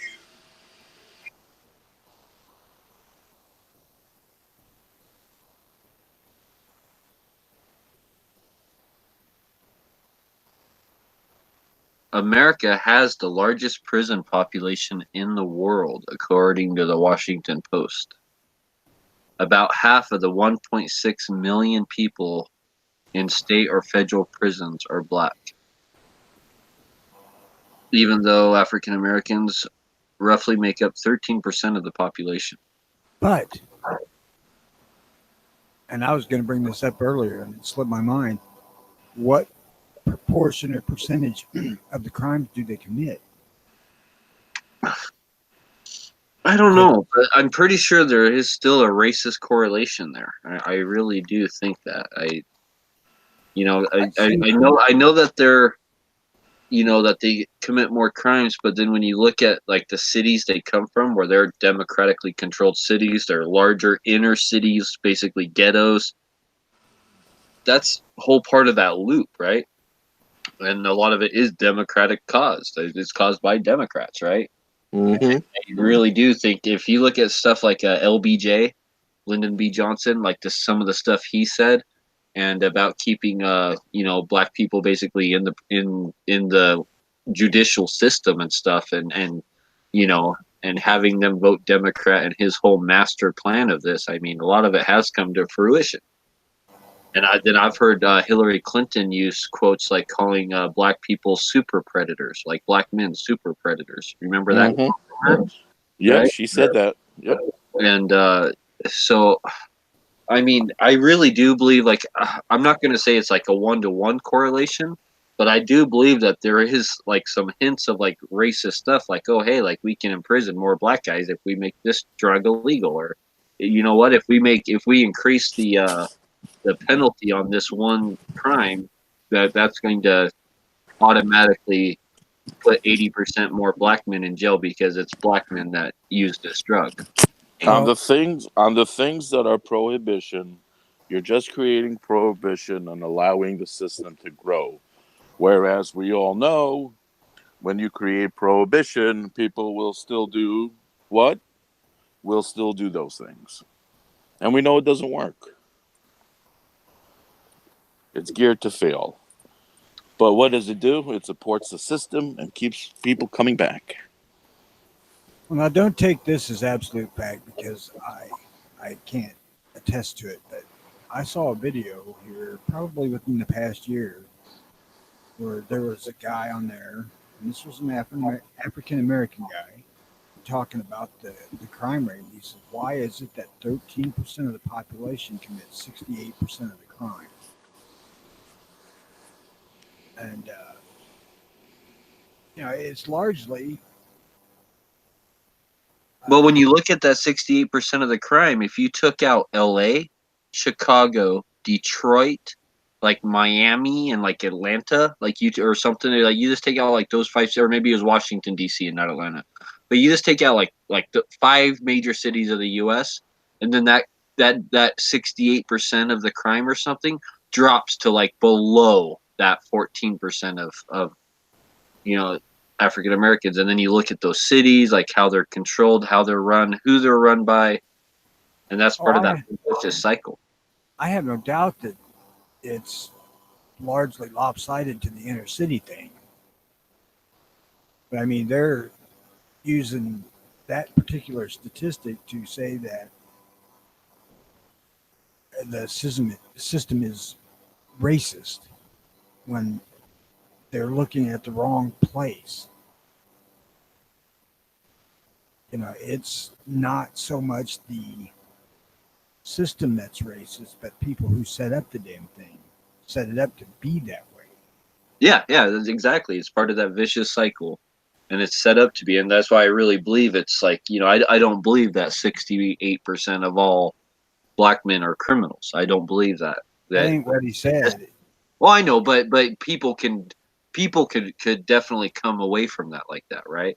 So I think it really is that big inner city problem that has been created by Democrats, by people like that. That is the main contributing factor, and I believe that there's a somewhat racist agenda, whether that was their main goal or not, or just a side effect. I do believe that there is that effect there. Johnson and those who were involved in all that were mastermind architects at vote farming. I mean, that is one of the slickest fucking deals I think I've ever heard of. And you'd think that there's no way to get that across in this country. And they did it just slick as shit. Well, one thing we've talked about in these chats is like how gun control started with racism and is racist, right? But what about the war on drugs? I mean, you don't hear about that a lot, about the racism involved in that. Which that whole war on drug was a racist war. It is. It specifically targets minorities, especially inner city, minorities and inner city youth, and that's this whole a part of that whole vicious cycle.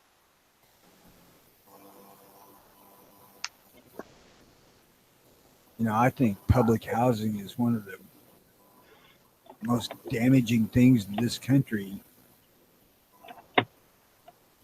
as far as criminal populations increasing and stuff like that. Putting so many fucking people in a small area that has no way near enough employment opportunities for people to survive. So Yeah, and of course crime rate's going to go up like that when you throw a whole bunch of basically poor people into a tight little spot and there's not jobs to give them. I mean, and yeah, and then not only that, but what incentive if they are getting free housing, food stamps? Like, what incentive is there for them to move away from that when they're getting handouts for free, right? Well, You know what the sad part is? I hear people in the UK and Britain talking about this exact same stuff right now, which is really sad. What do you mean, John? It's all over the world. It's going on in Britain right now. People will tell you they put them into the system, they find them housing, but they don't do anything to actually get them working. And they give them a monthly stipend, which obviously isn't enough to live on, and they put them through the housing, but the housing they put them through is just putting the bad element in there with them.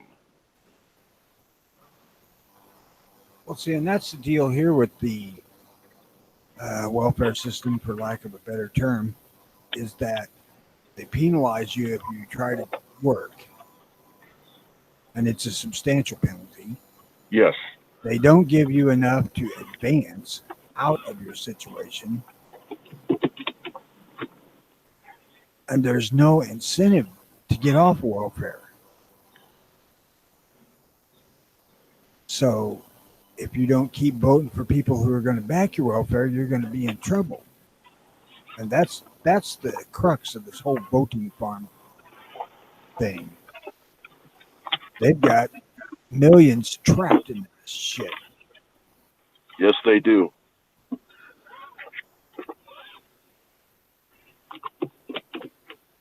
Well, they're Again, people are definitely lining their pockets, right? And whether it's the politicians directly or whether it's the politicians that are enacting laws that benefit the people who are benefiting off of this and donating to their campaigns, there's still, it comes down to money. It really does. It comes down to money and power, keeping certain people in power, keeping, money rolling in. It's a cash grab, and it's done off of people's lives, which is the sad part. and if it's a business, they want to make sure it keeps running.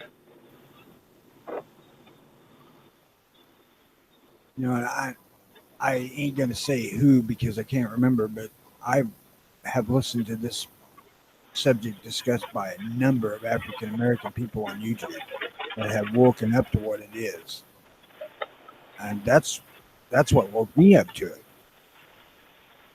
So I really never thought about it, and I thought the probably second or third guy that I listened to about it, I thought, son of a bitch, that vote farm thing is fucking real.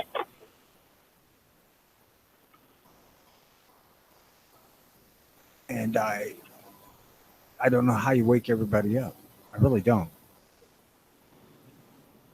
You have to, just like voting for your politicians, you have to vote these people out, and you have to get people who are going to make programs that work, or at least try to fix the programs that are so broken.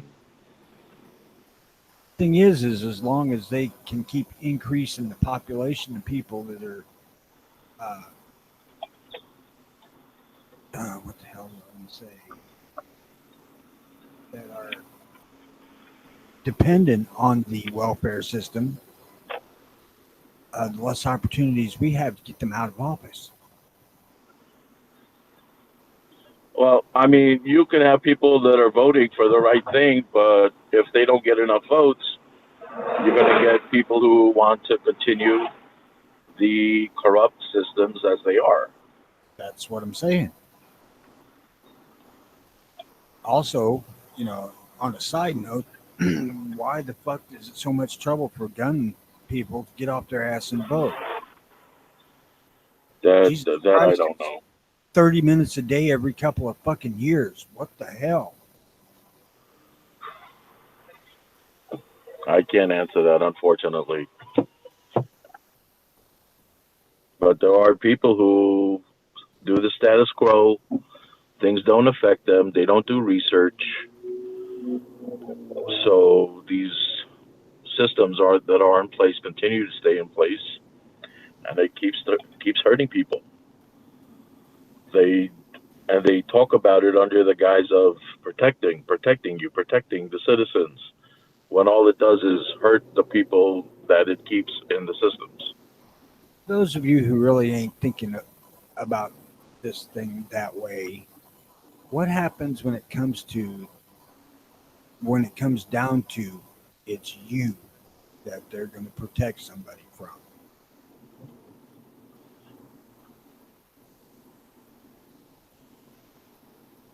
Yeah, things look a lot differently when you're on the other end of the stick, right? Yeah, people just go about their lives not I mean, knowing, not caring.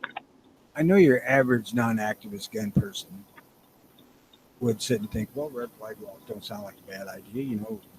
Fucking somebody's going to try to kill his wife, needs to have his guns taken away at least until, that situation's over with. But that ain't what it's about.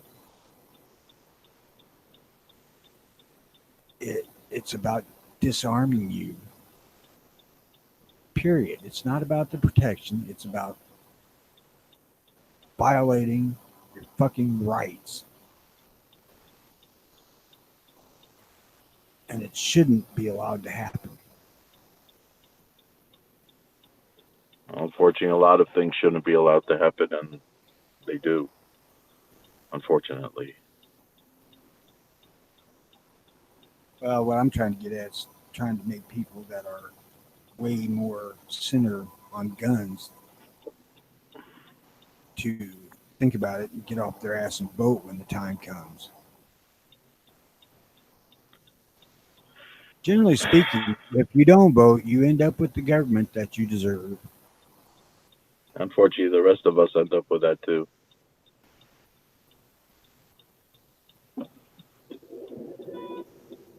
Yeah, I know it. Living proof right here in Illinois.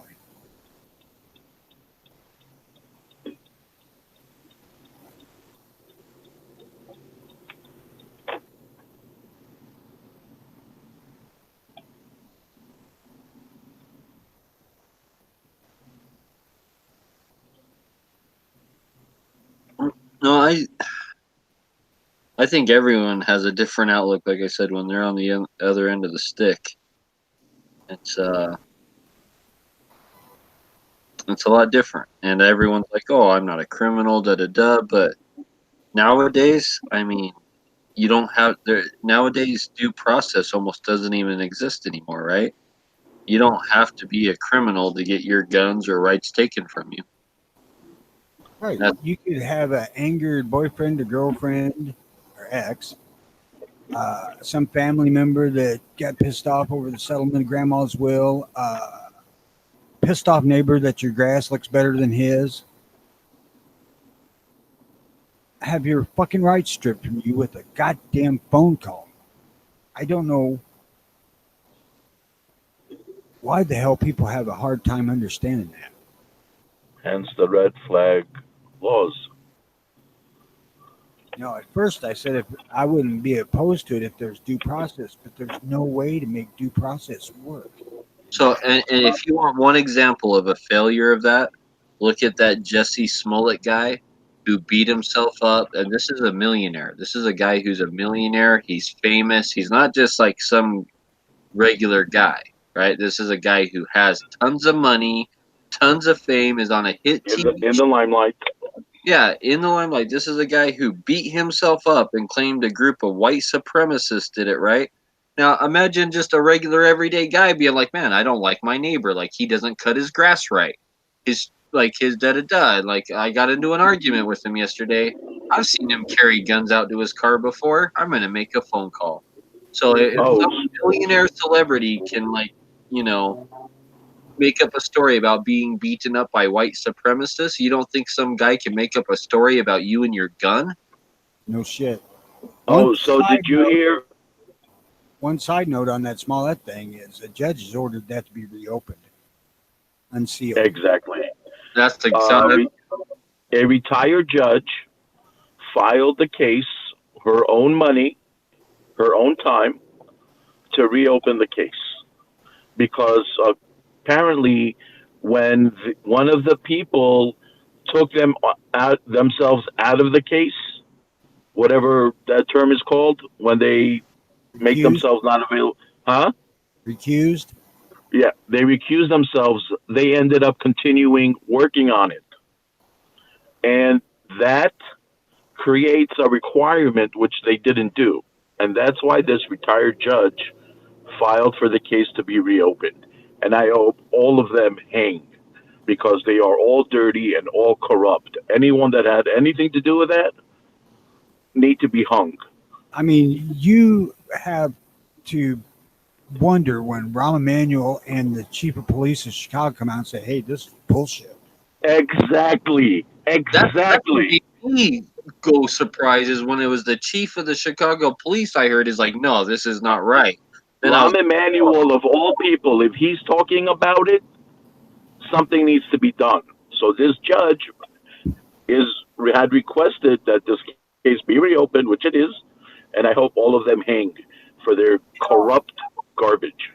somebody mentioned something while that was going on, so it's been a couple months ago or more, about his possible punishment for that, and that it should be extremely severe because had that went through, there would have been race riots. Fuck, I didn't even Correct. give that shit a thought.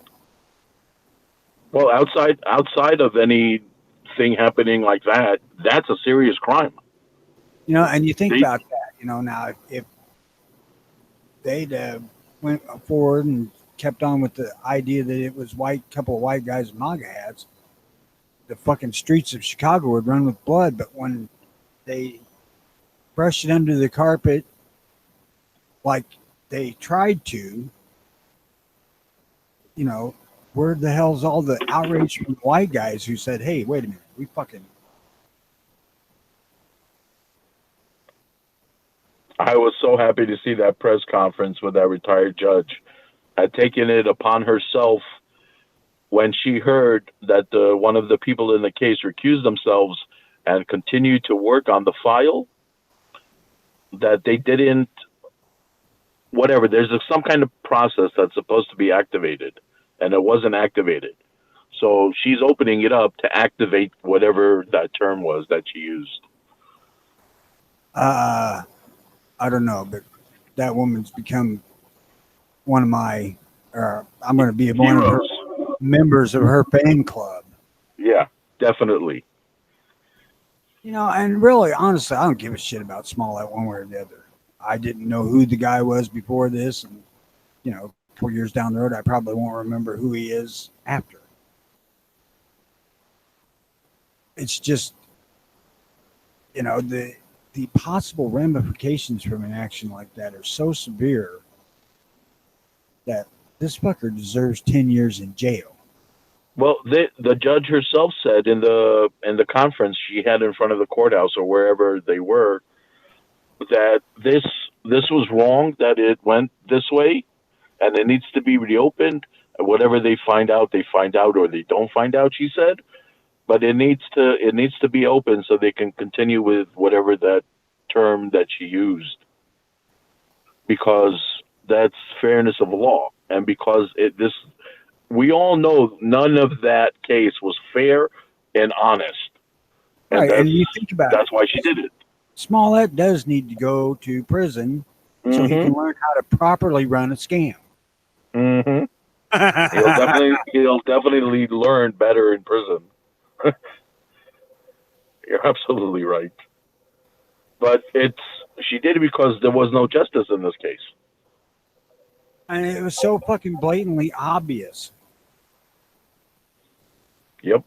He's coming But out saying he's not guilty. Then why the fuck did you do community service and give him 10 grand? Because he ran on their agenda, on the Democrats' agenda, and he was the right, whatever you want to call it, for their agenda. And so they said, okay, this is fair. Let him go. Have a nice day.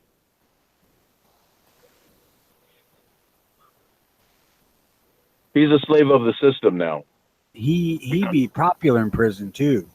Yeah. Oh, definitely. Yeah. He's definitely a pretty boy. Yeah. They would love him. Well, he's openly gay too. Like I said, they would super love him.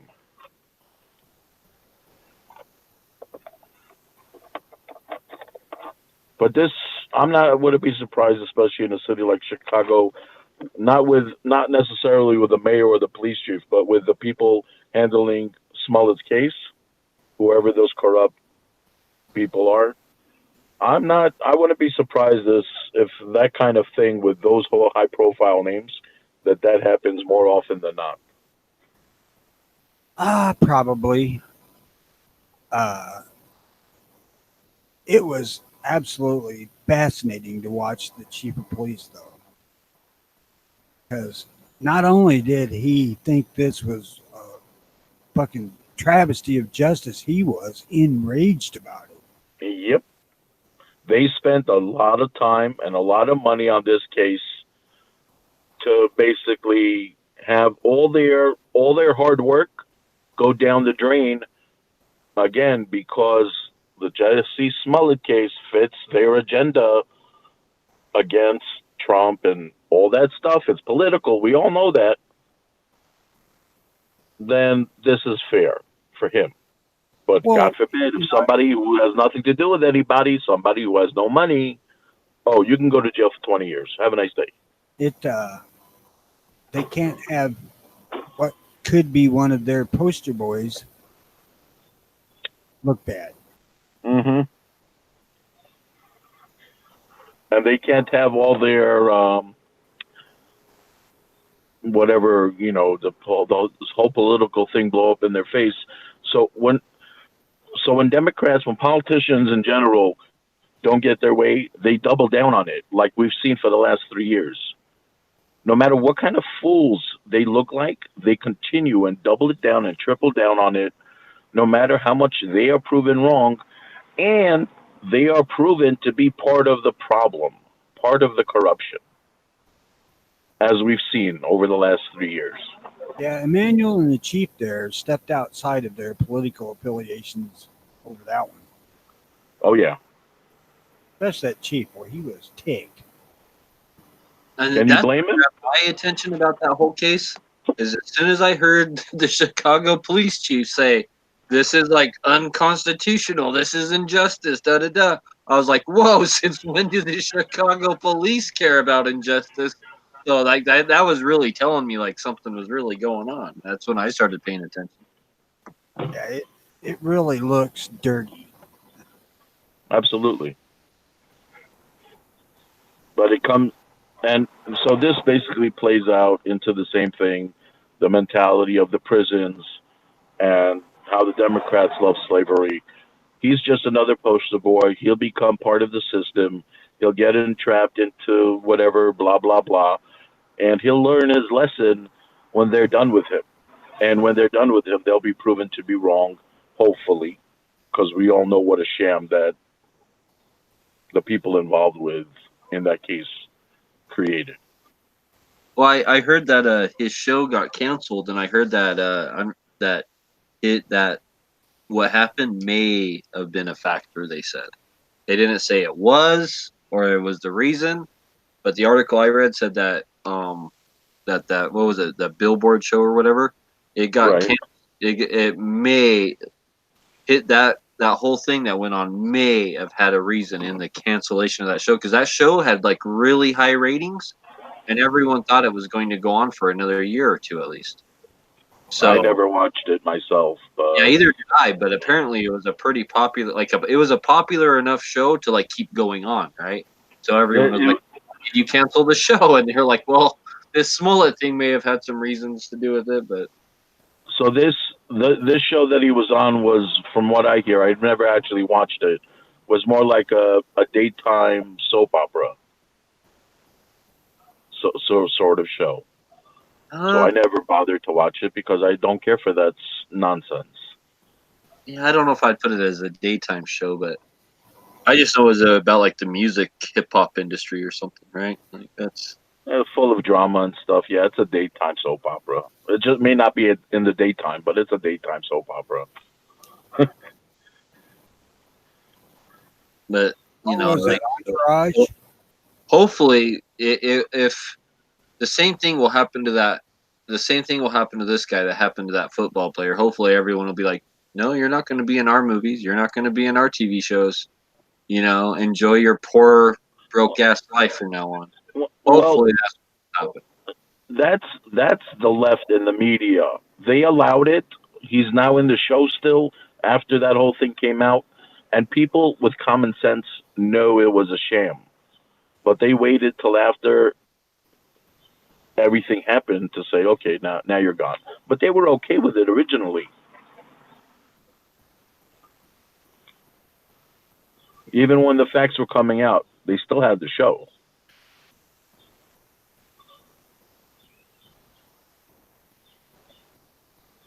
But you can't tell me because of their agenda, they didn't blind themselves intentionally and allowed the show to continue as if he was a victim. Now, I had heard that they wrote him out of the last 3 episodes of season. And then after he come out and said he was innocent, which lie, he got rehired. Yeah. And you don't have to be Albert Einstein to have figured it out even before the case was quote unquote completed to know that it was a sham.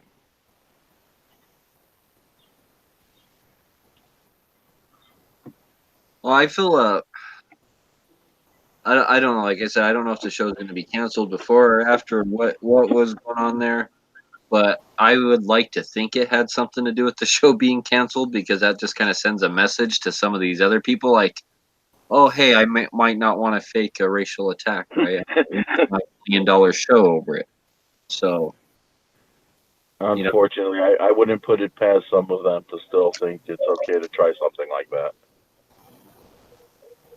you Because, know, like I said, that side is still doubling down and tripling down on everything. They just won't give up. Part of the reason why this fucker needs to do 10 years in prison. Yep. Like half the politicians, I hope Barr finds enough well, to wasn't have there them away. literally like just days after that happened, before they found out that he had faked it, wasn't there a guy in a MAGA attacked in like Chicago and like severely beaten over this, like as Yep. revenge? Yep. But you didn't hear anything about that. Yeah, so like, like I hope that guy sues the living fuck out of this guy I hope so too. for I hope incitement, anybody.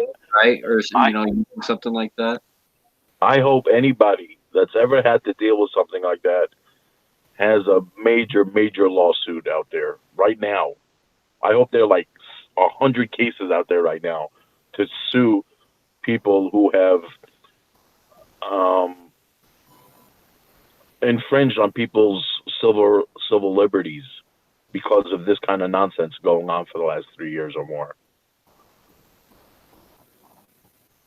And I hope they take those people that put them through hell to the bank. Well, I doubt it because it's too disjointed. I don't know. There's some there's some people out there who's I don't know. I just hope it happens because people need to pay for their nonsense over the last 3 4 years. Oh, it's longer than that.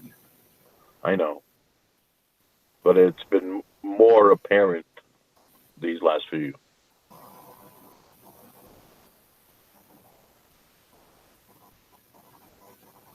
That's one of the things that Obama was and will go down in history for is dividing the country far more than anybody expected, considering he's our first sort of African American president. African American president. He was still part of the dark deep state. He's no different than the rest of this corrupt scum. Oh, he was more divisive.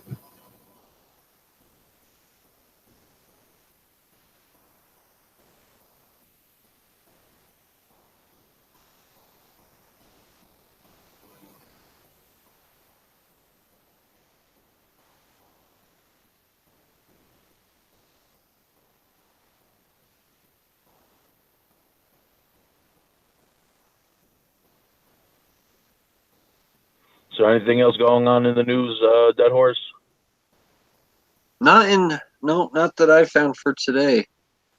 That was about the extent. I do have a topic for tomorrow, but I want to save that topic for tomorrow. Okay. I just want to say a lot of the shows have been really good with Ghost Tactical and Clover Tack and gun websites, late night chats. I just want to say there have been a lot of good shows with really good interviews.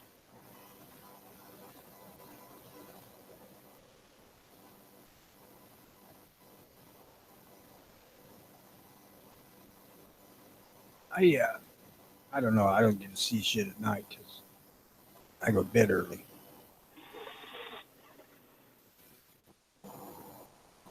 Well, depends on how I'm feeling. I'll run the show and listen to it while I'm in bed. But sometimes I'll sit by the computer, but I just can't sit down for too long when my back is hurting me.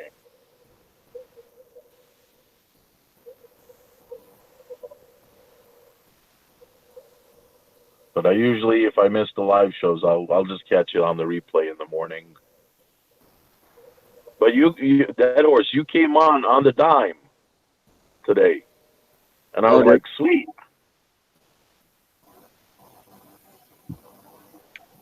usually a couple minutes late. It's hard to be in a hurry when you don't have a boss yelling at you, being like, when you're your own boss, yeah, you can make your own hours. He weren't here at 5 after 8 when I came in. He was right on it when I picked up my phone. When I went to the top page, he was like right there. Don't mistake that for me not appreciating greatly what you're doing. Absolutely. Shit. I got to clean up my fucking yard. Cops come down yesterday, neighbors complaining. And I said, this is all stuff of my grandkids. And the cops told me last year to put it here. He said, well, evidently the city council changed their mind. Fuck. So now you got to move the dead bodies. I would just call your local prison and ask them if they have some slaves you can borrow for the day. Yeah. I got kids and grandkids. I need to borrow none. You got built-in slaves. That's right. Homemade. I'm gonna just throw this shit away because the kids have outgrown it all anyway. So get a dumpster in here and get rid of some other shit that needs to go to. I can get one in here because it's so fucking muddy because it's rained every goddamn day. Yeah, it's been on and off. A lot of rain, just cloudy days, and we had one nice day with the sun a couple of days ago, and for a week of rain before that, and now we had rain yesterday and last night and this morning. So I hope we have a cool summer. That's all I'm going to say. Let's see. I do got one more news story coming out of New York, of all places, John. Gee, what a shock. Yeah. What are they allowing now? The rape of women? Oh, close. New York man faces illegal weapons charge after killing 2 burglars in his home, police say. 64-year-old Ronald Stolarczyk was arrested and charged with criminal possession of a firearm and was transported to Oneida County Jail, where he's awaiting centralized arraignment, according to state police. Felony possession of a legal handgun. This is a guy who's had 2 burglars break into his house, defended his life and his property, and now he's going to jail. Yep. But a couple of months ago, you didn't hear about the gang member shooting another gang member with a registered firearm and shooting the gang member who threatened his life. You didn't hear that, I bet. No, I didn't. Tell us about that. That's exactly what happened. In Manhattan, in the city, a gang member threatened another gang member, and that gang member happened to have a firearm, and he shot him to protect himself. But you don't hear about that. I bet that was nowhere on the news. Nope. What a shock. But because this guy defended himself and wasn't a gang member, now it fits their anti-gun agenda to post it all over the news. And, of course, he's the criminal in the case when he's trying to defend his life. That really doesn't fit their agenda because, anybody with any kind of fucking sense can see that that's a miscarriage of justice. Yeah, that's it. That's their agenda. You don't think they want justice, do you? It's not about No, I justice. don't think they want justice, but they don't want to show injustice either. Well, they just want to add another example to their anti-gun agenda. Another one for capitalism: the feminist cafe that charged an 18% man tax goes out of business. What? Yeah, you didn't hear about the feminist cafe that opened up and they charged all men 18% man tax? And no, I'm surprised that they went out of business. They went out of business, and they guess what? They blamed misogynist men for going out of business because, Yep. of course, men don't want to pay 18% extra because they're a man. 80%. Oh my God. So, and of course, since they went out of business, it was all a man's fault, not their 18% tax policy on men. Of course. Of course. Hey, if I'm paying 18%, there better be a blowjob at the end of that meal. That's what I'm saying. Like, what They extra? should have made it a happy ending cafe. That motherfucker be packed from open to close every day. They would never close. Where was this? I don't know. I don't know what state that. Let's see. That Let's sounds Google like it. something that would happen in New York City. I'm guessing like San Francisco or I something was is thinking my. West Coast. Yeah, that Yeah. too. A vegan feminist cafe. Oh, it was a vegan feminist cafe. Oh, hell, men eat meat. Shit. A vegan feminist cafe that charged an 18% man tax is going out of business after opening just 2 years ago, according to the Blaze.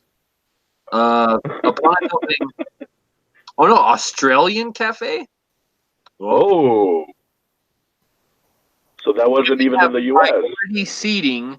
Men had to sit in the back of the bus, or I mean, in the back of the cafe. Wow. Women got. Oh, dude, talk about prejudice.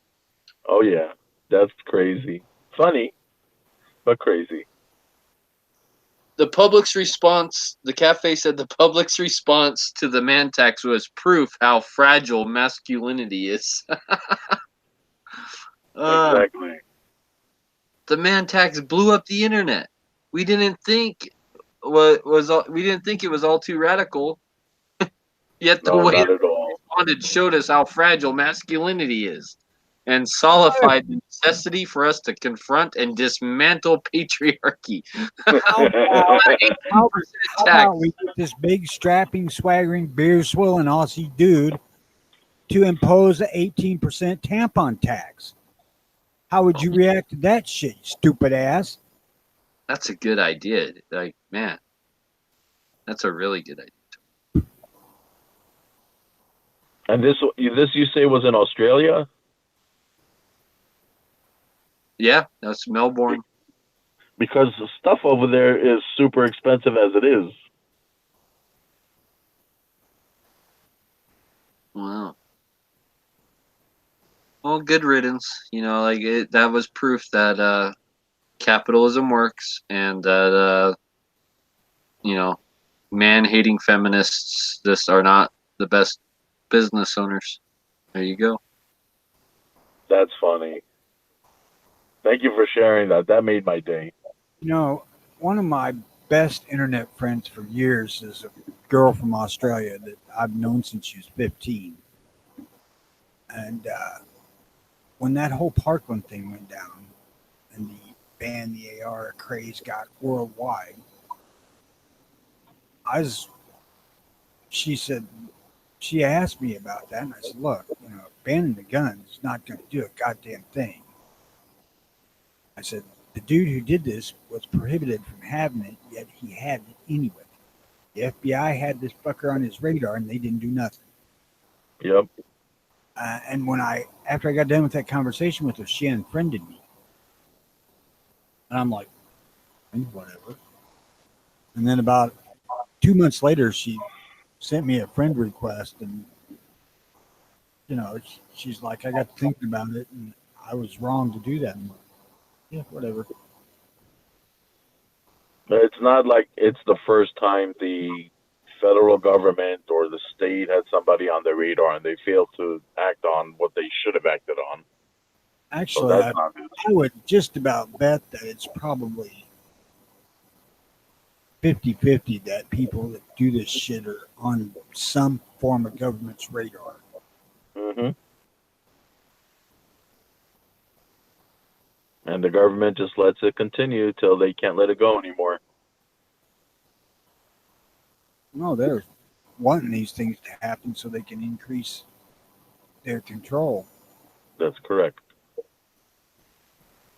And of course, you'll never hear the 100% truth from the media. I don't even use the word news anymore because it's just not news. Oh God, I used to get up and watch the Today Show every day. It was on. I got to the point where it's on now, or it was on this morning, just because I got to put something on. But I mute it. I'm like, Jesus Christ, you fuckers are so full of shit. Uh, except for when Matt Lauer got busted for whatever the hell he did. That was funny. That was probably the greatest fucking news day I've seen in a long time. All the mainstream media has become is a all-day soap opera. There's nothing left to report on. They just there's no reporting news anymore. If you've seen that particular Today Show, I think it was on a Monday, and Right. it kept up with the women that were on it were there, dumbfounded because Lauer got fired.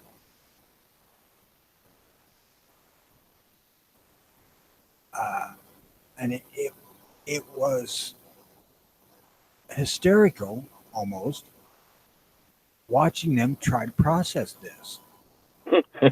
Evidently, he didn't smack on them or they didn't find it offensive.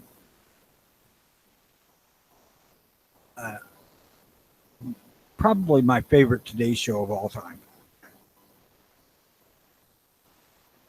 And I don't quite agree with the whole, if you ask a woman to fuck, it's sexual harassment.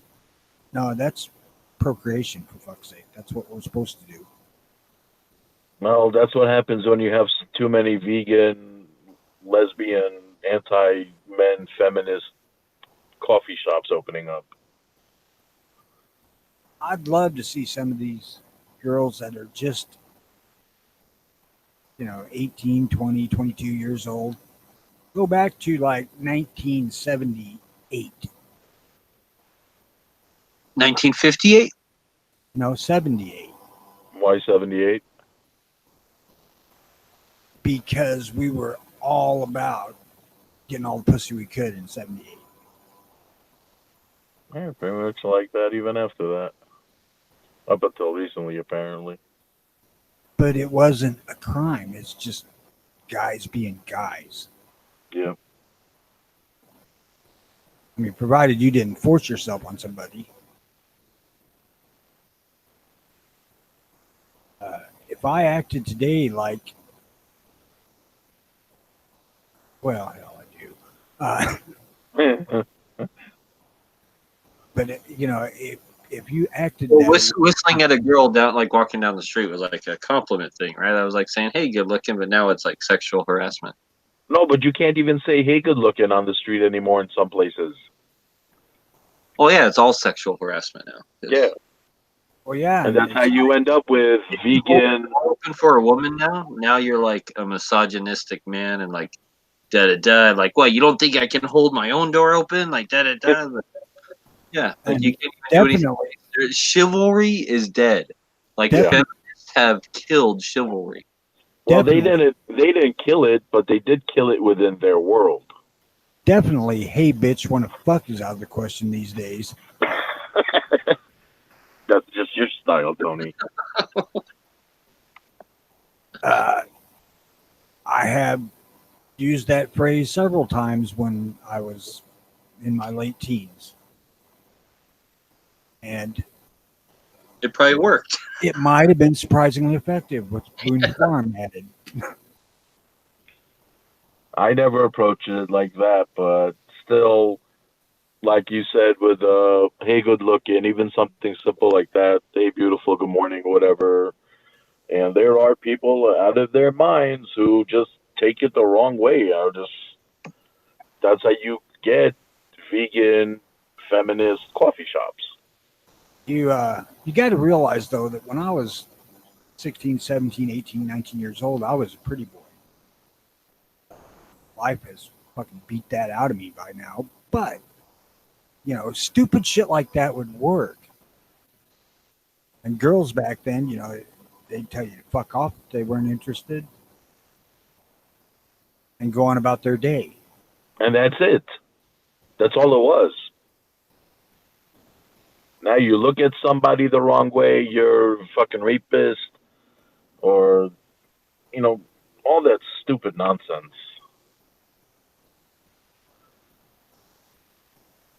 Yeah, my And you know what 17-year-old that leads my to wearing a burqa. my 17-year-old self would never survive today. What happened with the burqa, dead horse? I said, well, all that leads to is to wearing a burqa. So like that whole feminism thing, that's going to lead to wearing a burqa. I shit you not. They're I, going to do it to themselves. There's I already believe they're that are like advocates of that, and just like that's already a thing, and it's becoming more and more popular that they are like enslaving themselves and setting themselves back like 500 years by like voluntarily like, oh, I'm gonna wear a burqa, then the men can't see me. and there are people already doing that in some states.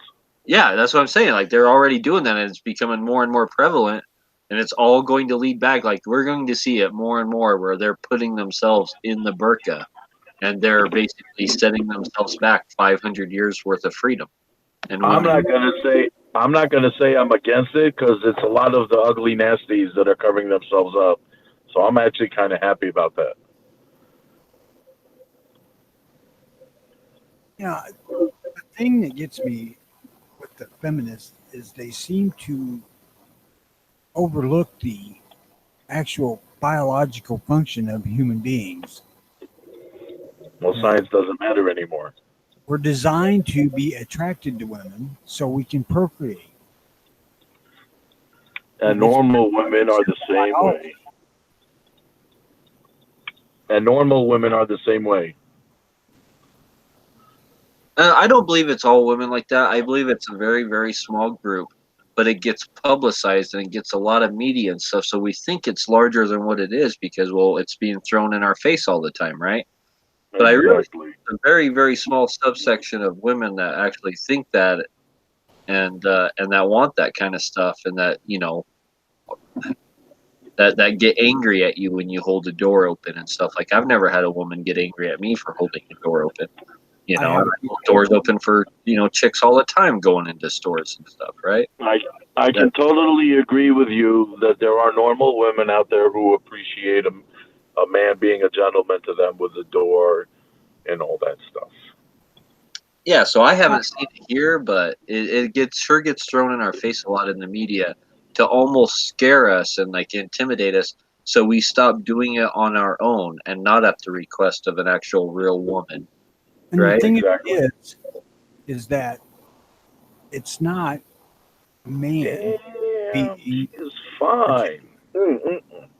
it's a person being kind to another. Short shorts. Wow. I'm sorry, go on. Or John having a short fantasy. Wow. There's a girl who is very proud of her body walking her dogs back there. Oof. Sexist. Oh my God. You misogynist. Oh, Yep. shit, what a fucking I dinosaur. love women. I love women, and I How am dare proud you of it. objectify a woman like that just based on Oh her? yeah. It is Totally, man. wrong to be Totally. attracted to a woman. Do you not I know that? know. I am a sinner. It's a felony. Forgive me, God. I'm pretty sure what just took place there was sexual harassment in the state of New York. I think so. And I think I need to delete this video later. He'll come get his guns. Yeah. What they really need to do is give him a better fucking camera so we can see it too. Yeah. Yeah, I'm sorry about that. I don't have a good holder on my car, so I have to put it on this magnet thing on the air vent. Another thing about those feminists is if you actually ever like see them on TV talking, first of all, they're not the best looking chicks, right? But Oh granted, like, no, they are not. not even No, they are. that, not even counting that though, right? Like, because there's like chicks that aren't good looking that still get men. Like that's a Hmm. thing. But their personalities are fucking ugly. They are Yes. absolutely the most ugly personalities. And then you wonder, then it all becomes obvious. Like, well, oh, it's obvious why men don't like you. You can't get a man. You've never been able to keep a man longer than 5 minutes in your presence, and then now it makes sense why you hate men, right? But instead of blaming yourself and your own shortcomings and personality, it's all the men's fault on why they don't like you, right? And Yep. so it's really comes down to like a disgusting personality and just an ugly human being, and then that's why they hate men. Is it's really that they're the ugly, not physically, but just their whole personality. They're just a very ugly person inside. Feminists feminists have a warped sense of reality. And I don't know if it's something that bad happened to them or they've just been brainwashed or what they really believe, but it whatever it is, it's a warped sense of reality. Well, at some point in time, and I don't know when this took place, but it was like feminism took a turn from being for women's rights and pro women and advancing women to just hating men. You notice that It's change? holding them back. There literally was like at one point in time, it like all sorts of chicks were feminists, right? Like, oh, let's burn our bras and let's do, we want to vote and like all this, and it was for advancing women's rights, and then all of a sudden, it just mainly became about, oh, we hate men and men are bad, Well, and don't forget there are still feminists from the '60s and the '70s who don't think twisted crap like that. They're true feminists in the sense of the word feminist, but they haven't been poisoned but by what we see in the media today.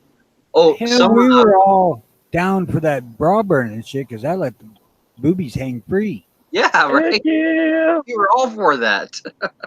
There are periods in the year in New York City where we've been walking around with no bra. And I'm sure other cities have that too. But when did it become about like just hating men? Like that's what it literally has seemed to turn into. Is I it don't know, man. women's rights to just hating men? I don't know when that poison pill got thrown in there.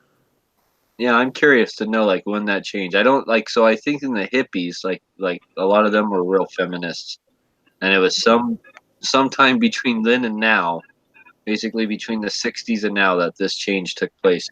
And I'm not sure if it was a gradual change or if it happened really fast at some point in time, but really like everything feminist that I see nowadays is just really hate speech towards men, and it's nothing about empowering women or advancing women's rights or anything like that. And I'm, I'm thinking that that's, God, sometime within the last 10 years that's went that way because it was not like that. Before, yeah. I was It's listening. recent. It's definitely a new thing. I was listening to a YouTuber, and I think it might have been the Louder with Crowder guy, but he was talking about something like that, the feminism, and he made this random comment that kind of stuck with me. He was like, "Oh, the men of today are more feminist than the feminist women of today. Because like the average man is more pro women's rights, more for women in the workplace, more women being able to vote, women being able like they're more towards actually like the true point of what feminism was supposed to be about than the actual feminists are."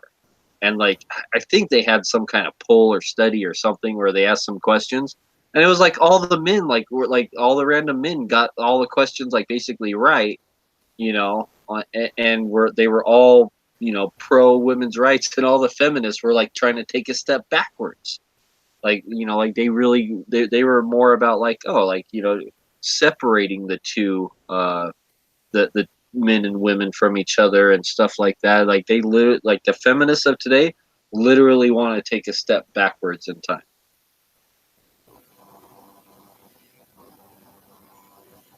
As far as like women's rights go, they really do.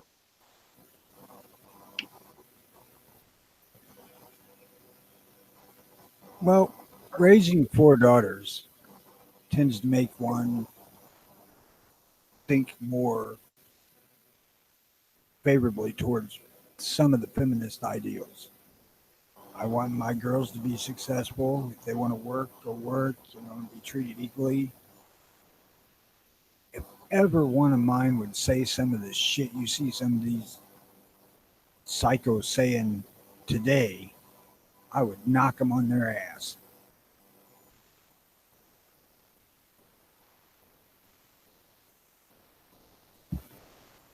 Well, it's no different than the gun control argument. They spout off a lot of invalid facts and and and facts that look like they're good until you actually do the research. Like, oh, men and women don't get paid the same amount, right? And like men get paid so much more. But when you look into it, then you like, oh, men work way more overtime than women, and For those, women take more time off than men, and for women those, they leave for for months when they give birth, and like all this stuff. And so like when you compare apples to apples, like just straight up a 40-hour work week, then they make the same amount of money. Right? let's debunk this shit right away because it's simple to do. If capitalist country they could hire women to do the exact work as men for less money, there wouldn't be an employed male on the planet here. Yep. There are places that do pay women more than men. That's a fact. And like Dead Horse said, you guys were discussing it. If somebody, man or woman, works more hours than the person next to them, guess what's going to be in their paycheck? More money. Period. I mean, it's good business if you can hire somebody to do the same amount of work for less money that you do that. Yeah. There are plenty of companies on this planet that have people that go way above and beyond the amount of hours that they are paid for, and they don't make as much money as they should per hour based on that, but they work the hours, so they get paid for those hours they work. It's just a fact. You put in the time, you work hard, you get paid more money. What is so difficult to understand? I mean, the absolute truth is capitalism itself debunks that fucking idea. And listen, nobody is putting women down for doing what they do sometimes when they want to have families and they end up working less because they want to spend time with the family. That's a totally honorable thing to do. When you have a family and you have kids and you take the responsibility as a parent, nobody is shaming you for that as a woman or even as a man if that's the way the partnership goes. Nobody nobody is pointing fingers and screaming all kinds of stupid names at one another. But those are people who are living in reality I that can tell understand. you personal experience that the woman at home raising kids is much harder than any fucking job I ever had. Yeah, nobody said it was hard, you know.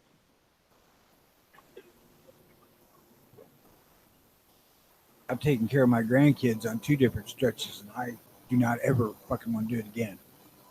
Well, that's another thing is that these feminists will shame stay-at-home moms. Like, oh, you're not doing anything, da da da. Like, man, that's such bullshit. Because exactly like what you said, Tony. Like, And stay-at-home. they'll point fingers at those women who want to be a stay-at-home mom, like they're the ones that are committing the crime to allow that to happen. Yeah, yeah. How screwed up is that? How screwed up do you have to be? How warped does your sense of reality have to be that you shame people for living life the way they want to live? They're happy. They want to have Hey, kids. You know, without without them women that are willing to have children, the human race goes extinct. That's fucking. exactly. I mean, thank God feminists don't want to have kids, a lot of them, and thank God for that. But there are still women who want to be mothers and they want to do the right thing, and either they'll stay at home for a part of the baby when they're born to take care of them, or the father will depending on the situation, if that's how they work it out. But So I'm going to come at everyone with a real hard fact that a lot of people aren't going to like. okay, Stay-at-home moms produce children with higher IQs. oh my God, You don't say. People may that not like is to hear that, shocking. but it is the truth. That is very shocking. Why would a child do better when it's got someone taking care of it that has a vested interest in its success in life? That's Right? right, Right? And someone to exactly. actually spend one-on-one time and teaching like phonics, just yeah, like and giving that head start even before like, preschool and elementary school, right? Like, yeah, like why would that like make such a big, huge difference in a child's life? I wonder why. Because like most of our learning takes place from the time we were born till the time we're 4, right? And a lot of people will take the responsibility of working even harder so they can homeschool their child, so they don't have to put them into the crappy public school systems, which are Oh, really I making know moms that idiots have these made all days. sorts of sacrifices in their careers Yeah, or all sorts of things, put their whole life on hold basically to take their best interest of their child at heart, right? and don't get me wrong, people who don't do that still work hard. Just there happens to be the situation they can't homeschool, and that's fine. But when you take that responsibility on when the child is home with you to be the parent, you know, feminists don't understand that. Well, first of all, none of the feminists that I see nowadays, at least, none of these feminists have kids. Most of Thank them are God. totally pro-abortion and anti-kid, and like none of those women have kids for real. That's what you call natural selection. And if you look, they're always like they always have their hair dyed like weird colors, and just like man, and they're Well, just I loudest have a mouth. few neighbors. Like I have a they're few the neighbors that are loudest like that. mouths, They're dude. not that crazy. Like I'm just saying, there's some like obvious signs that I've seen that correlate from one to another. So I see some of those signs out in public, I totally stereotype and walk the other way. I'm just saying, like I see you like having like certain like hair color and a haircut like that. Right. I want to talk to your manager haircut and it's dyed like purple and pink. I'm probably not holding the door open for your ass. I'm just like I'm going in the fuck. So you can open up your own fucking door, man, woman. I don't generally go out of my way for anybody. As far as not wanting to cross paths with someone, because usually it's they want to go out of their way to avoid me because I always look like I'm pissed off. If that's our Tony. I don't know. I generally hold the fucking door open for everyone, men, women. I don't like someone's walking in behind me. It's just like a thing I do, But I, Hey, if I, a lot less likely to do it. Like, oh, I totally stereotype people. I mean, that anyone who says they don't's lying. And yeah, exactly. Everyone does it. But I'm just going to say this. There are real men in this world who have the utmost respect for women, and they treat them like equals. But you have those people who just swallowed that poison pill that I don't know what it does to the chemicals in their brains that throws them, you know, upside down 380, 260 in the directions they go. well, I always thought like maybe like these women just like met the wrong guy and just had like a guy treat them really bad and like push them to that side of like feminism, right? Like I hate men thing. That's what I thought for the longest time. It was literally like just some like bad guy. Like I was basically sitting there blaming men, right? Doing the same thing they're doing. Like, oh, first boyfriend was Exactly. a bad guy that, that it I pushed to wonder, that point, I and I don't wonder believe that anymore. I don't. I believe that. And then you find out that nothing happened to these women other than the fact that they hate anybody with a penis. well, no, they don't. The gays are all right.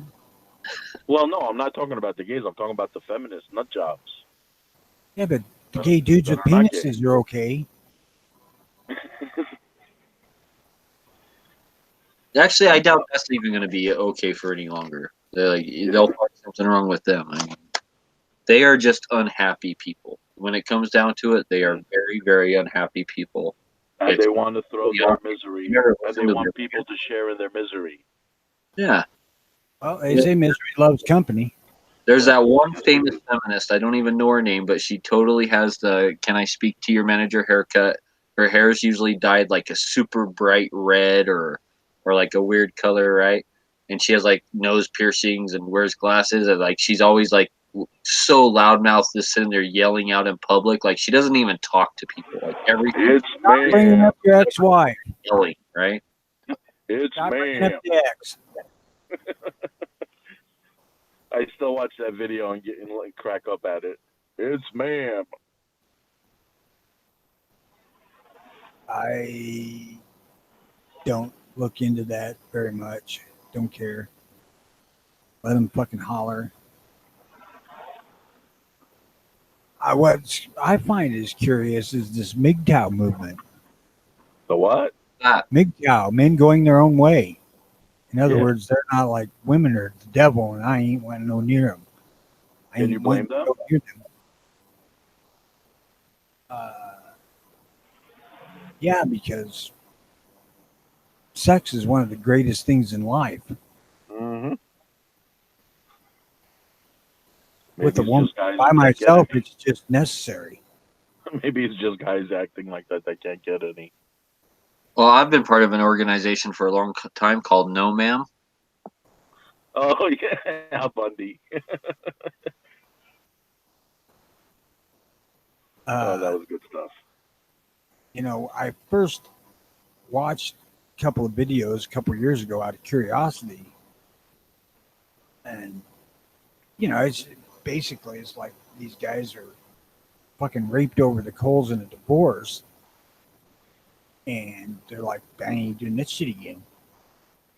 But it's becoming fairly widespread. Guys are doing it.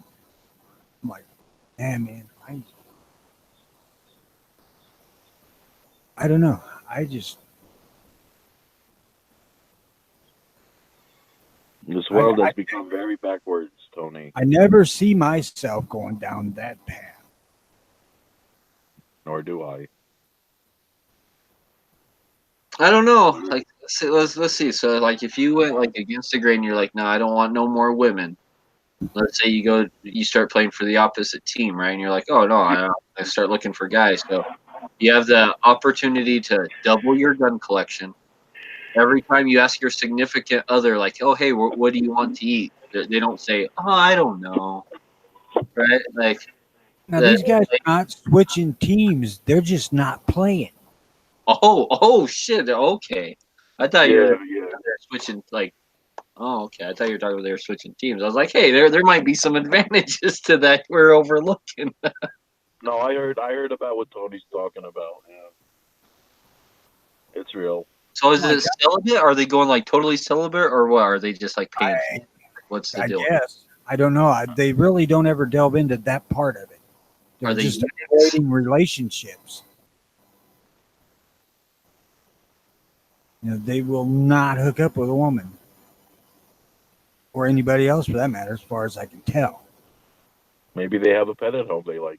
I'm like, shit. I'm almost pushing 60 years old, and I still want to get laid. Fuck. There's no way I'd do that. Yeah.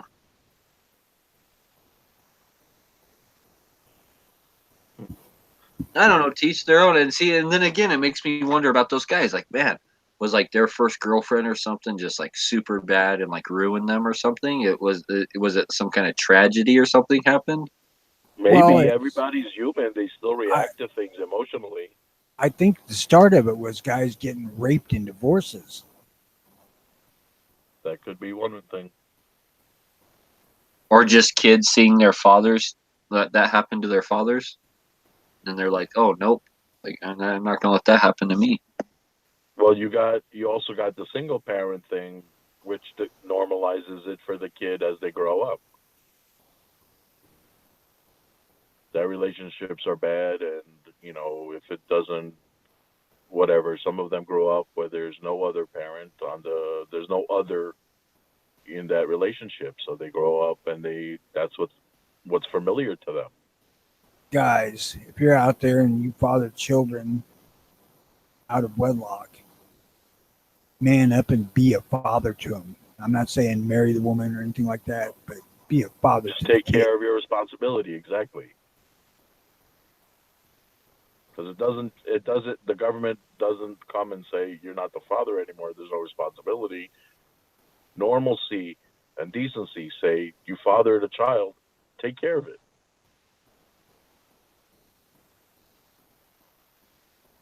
But the people on the left, the wackadoos, just want to destroy that too. Oh, that destruction of the family unit is really troubling to me. I, I don't see any way that comes out good in the long road. Not for the child that are stuck in the middle of it. No,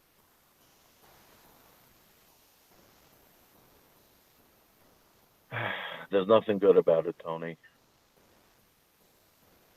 Well, if you go back and read history and you watch, like, you read about like the fall of the Roman Empire or the Greek Empire, like any of the great civilizations, right? You'll find it a real funny thing. Like they have a lot in common with what's happening now. Like exact same things, whether it was banning swords versus banning guns, right? And a lot of the same exact things were going on in Rome that's going on right now. And Yeah, I kind of believe what we're witnessing now is the real decline of our civilization. but don't you think that that's probably on purpose because of the prior examples in history? I don't know if it's on necessarily on purpose or if that's just the end result because of things like greed, power, corruption. If that's just the natural conclusion is the decline of our civilization, I think it's probably more that that's just a natural conclusion of everyone's power, greed, and money grabbing. Well, I agree with you there. I don't think it is. I was just broaching that question, but uh, shit, I forgot where I was going to go. This getting old shit sucks.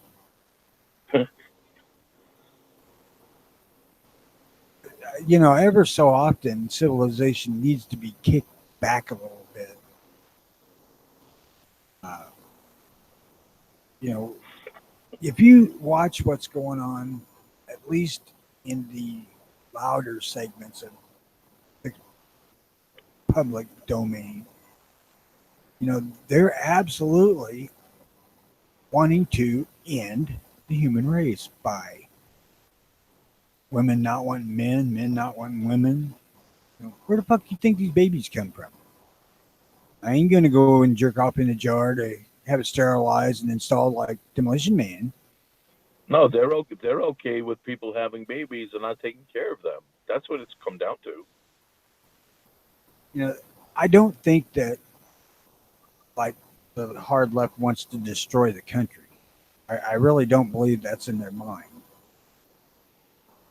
I believe that they do not. Let's see here. They do not fully understand what they're pushing and how that there's no way to run that particular type of governance uh, and make it survive. Socialism always fails. Yes, yes, it does. That's because at some point you're going to run out of somebody to get money from. True that.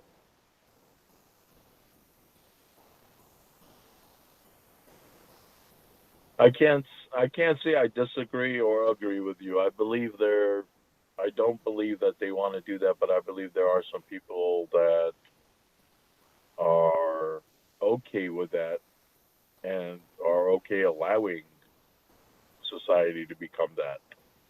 Oh, I'm sure that there's people out there that want to see it burn, Yeah, but I don't think that's the idea of these leftist politicians right now, at least generally speaking. I just think they don't understand that what they want to do cannot work.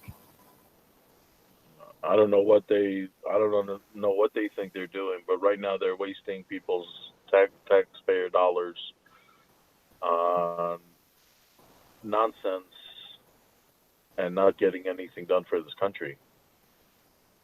So, technically, you can say they don't care what happens to this country because they're Well, really not handling any issues that need to be handled.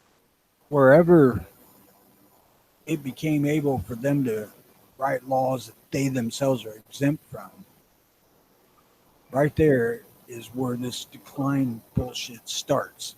That's when you know those people got to go. Each and every one of them that vote for something like that need to go. I It's been going Time for on a for change. 40 years I that I know. know. I know. I'm not disagreeing with you one bit. That should have stopped right on the get-go. They need to get term limits in there because these career politicians are very bad for this world. Very bad.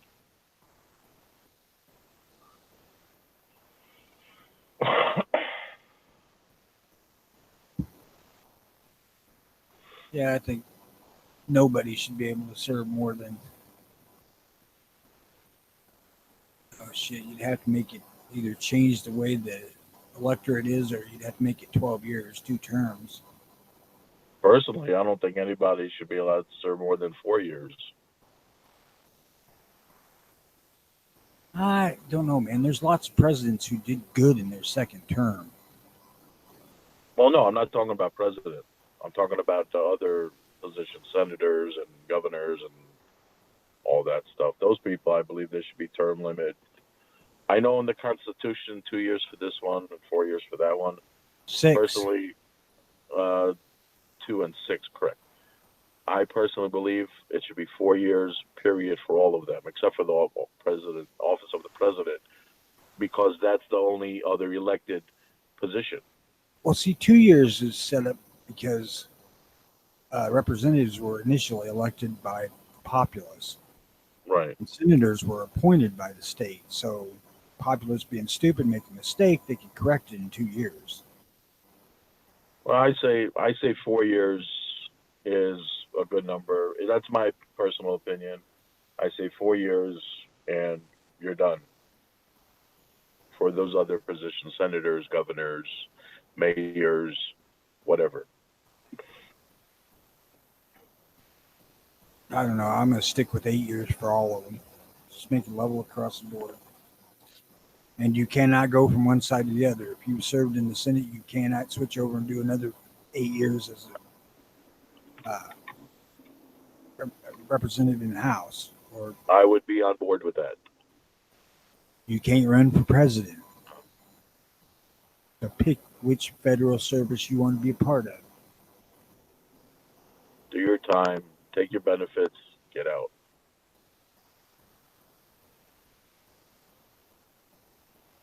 Your benefits are that we didn't hang you for treason. Just get the fuck out. A lot. There would be a lot of hangings if people got what they deserved. At least back in the day. After working just 8 years, you can go get a fucking job. Yep.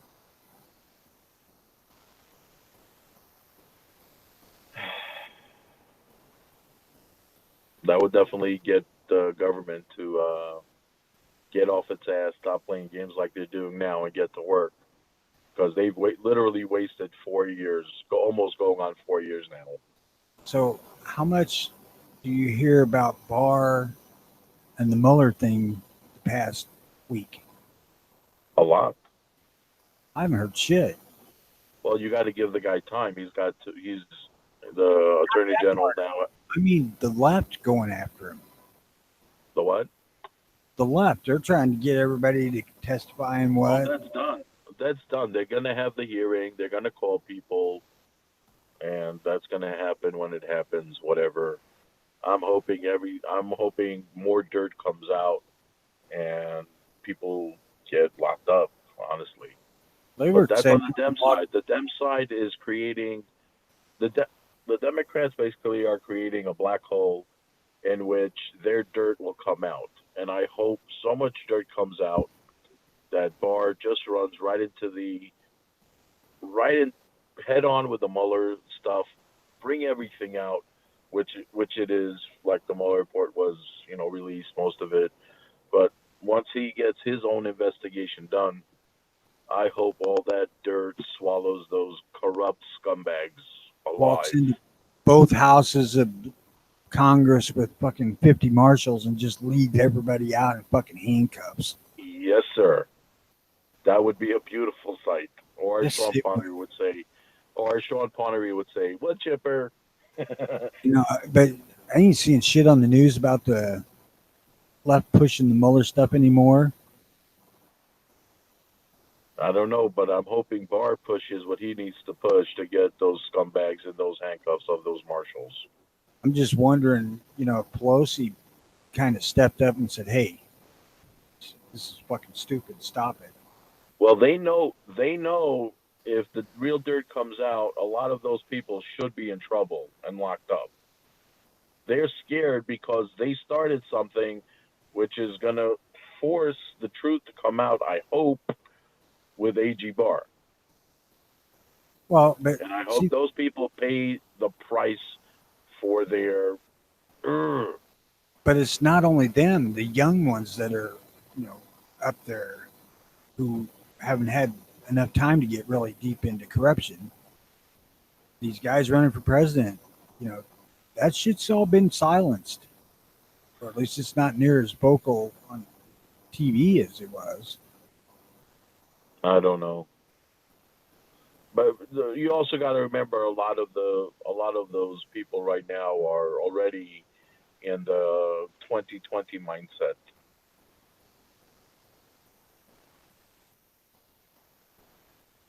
So I can't tell you what's going on, but a lot of those people are still playing their cards, and I hope Trump takes them to the bank, gets a second term, because the Democrats, no way in hell do the Democrats have anybody that they can put on stage that would make any sense from what I've heard them speak about. Well, it's going to be Biden. That's what I think it's coming down Uh, to. I think Biden's lost his mind, and I think Trump is going to have a field day with him. Well, I think so too. But I think it's going to come down to Biden being the main front runner for the Democrats, because that's what Well, all the polls are saying right now, right? Yeah, like I said, the Democrats don't have anybody worthwhile even wasting time to put on Well, yeah, stage. and with Uncle Joe's creepiness, right? Like Oh just like my wait, God. wait a They're second. so freaking okay with his creepiness on TV. The stuff he does and says. Holy crap. And the Democrats are okay with it. so. Get this: after Biden announces he's no longer going to touch women, and he's going to respect them and give them their space, like he recently announced this, right? I think it was yesterday or the day before. Did you see what he did? With a little girl. With Yep. the little girl, yeah. So after he announces, like, yeah, I'm not going to touch women and little girls I'm, anymore. I'm going to respect their privacy and their space. He goes, "Oh, darling, I bet you're just as smart as you are beautiful." And then he proceeds to. oh my God. When he said that, I was waiting for someone to rip out his tongue with a serrated scissor. Like, And the Democrats are okay with it. They don't say a thing. They have pedos on their team. They have uh, men who assault women as with their girlfriends and stuff, and they dismiss all of that. None of that is an issue. None of it appears on the so, news. so humans, we have. Democrats are so corrupt. So as humans, we have an instinct built into us that not only warns us of danger, but it lets us know when we're around people that just aren't right. We get funny feelings and sensations, and it's painfully obvious when it's not you and you watch someone else react to a situation where they feel like, oh, this person's creepy or whatever. And all these photos of Biden and all that, when he's like trying to touch these women, you're watching him pull away and like squirm, and they're like, ugh, like, you know what I He's mean? not even trying. He's actually doing it in front of their husbands and mothers and wives and sisters, and nobody says anything. But even when you go back, like before this all became mainstream news, like 10 years ago and stuff, when you go back and you watch this guy and like watch him like touch women, all these women are creeped out by him. You can just tell on their face, by their body reaction, like they're And nobody says or does anything because it's the That's because Democrats. that's because the image they get in their mind of him is tongue hanging out, humping their leg. I'm thinking more like swamp creature. Now, uh, on the dim side, does Bernie knuckle under and let Joe have it this time, or does he split I would and run? I would love to see Bernie and Biden go at it at the end. Well, you're gonna. he's too frail. Biden, I think, would kick his ass. I would like to see That's what I that. say. If Biden gets the nod, which probably is going to happen, is Bernie going to tuck his tail between his legs and go back and shut up like he did with Hillary? I would freaking love to see that. No Like way, an man. I actual want that boxing match. motherfucker to run as socialist and siphon off all the ignorant leftist socialists out there away from the Dems. I don't know because he's got his prodigy nutbag Ocasio Cortex. Like Doesn't matter. a If part of me, granted it's a small part, but a part of me really wants to see someone like Bernie get into office, because sometimes the world just has to burn before you can rebuild it and make it a better place. Exactly. You know, uh, some things have to get worse before they get better. And I'm at the point like fuck, I'm done just like talking about it. I'm done just kind of like waiting for it to happen. I just want it to hurry up and get it over with. You know? I I just want to see the Democrats eat themselves during the primaries, whatever you call it, when they're on stage with the interviewer.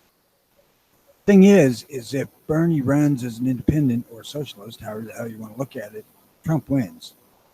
No Yeah. problem. Well, Trump's going to win anyway. I mean, there's nobody in their right mind running on the Democrat side. Nobody. No, listen.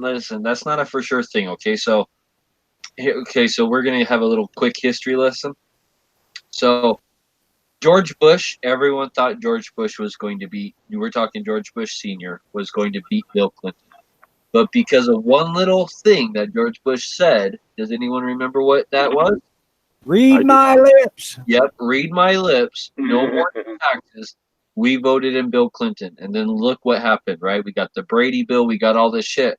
I am really worried because there's a bunch of dumbass gun owners, all because of a stupid gun bump stock, that are saying, I'm not going to vote for Trump. I'm going to vote for anyone else. I'm going to vote third party and throw my vote away, right? So I'm really worried a whole bunch of people are going to go waste their vote on a worthless third party because, well, they frankly don't have a brain, and and we're going to get the worse of two evils instead of the less of two evils.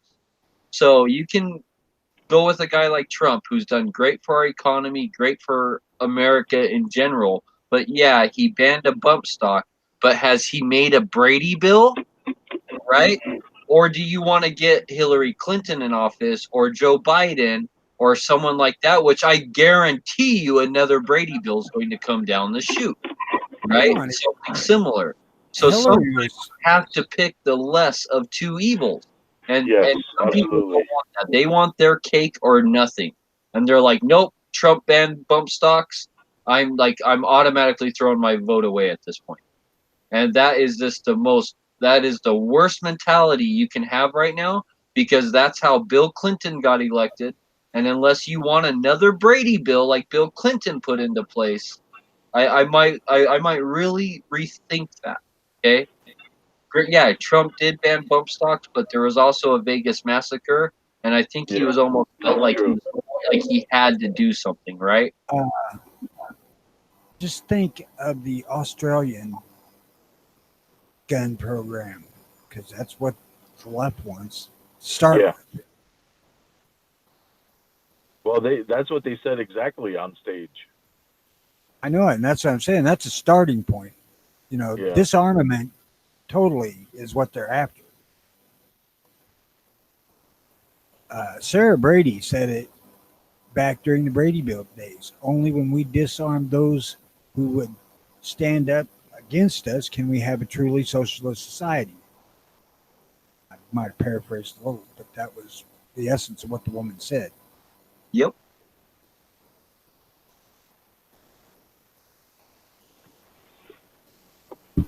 And communism can't succeed with guns. Socialists can't succeed with guns. People will stand up and fight against that kind of stuff. I mean, that's why China, Russia, that's why they, banned and took civilian guns before they murdered millions of people, right? So,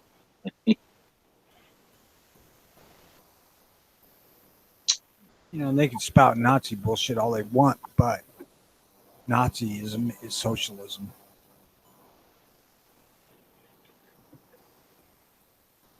It was a little militaristic compared to some, but it's socialism. well, that's what Nazi stands for, is like the National Socialist Party, right? Yeah. National Socialist Workers Party or some bullshit like that. I don't remember now. Nationalist assholes party. Excuse my French. So I pretty much blame the Nazis for ruining America. So it's because of World War II that we started putting women in the workplace, and then that created feminists, and then that led to women voting, and then that just led to the downfall. No.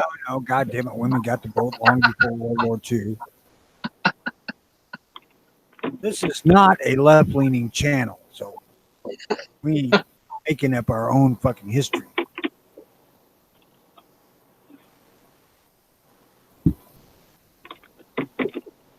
I can't remember what movie it was in, but it was in Major League, A League of Their Own.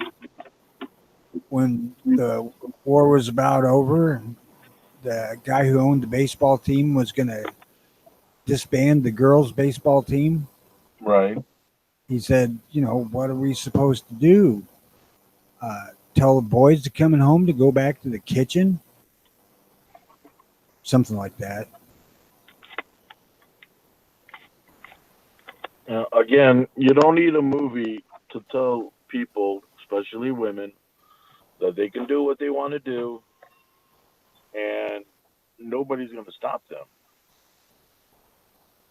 But they want to make a point of it that somehow men are treating them as if they're less equal or beneath them or whatever, and that mindset is it's a poison. I don't know what they're drinking, what's in their water, but it's not normal.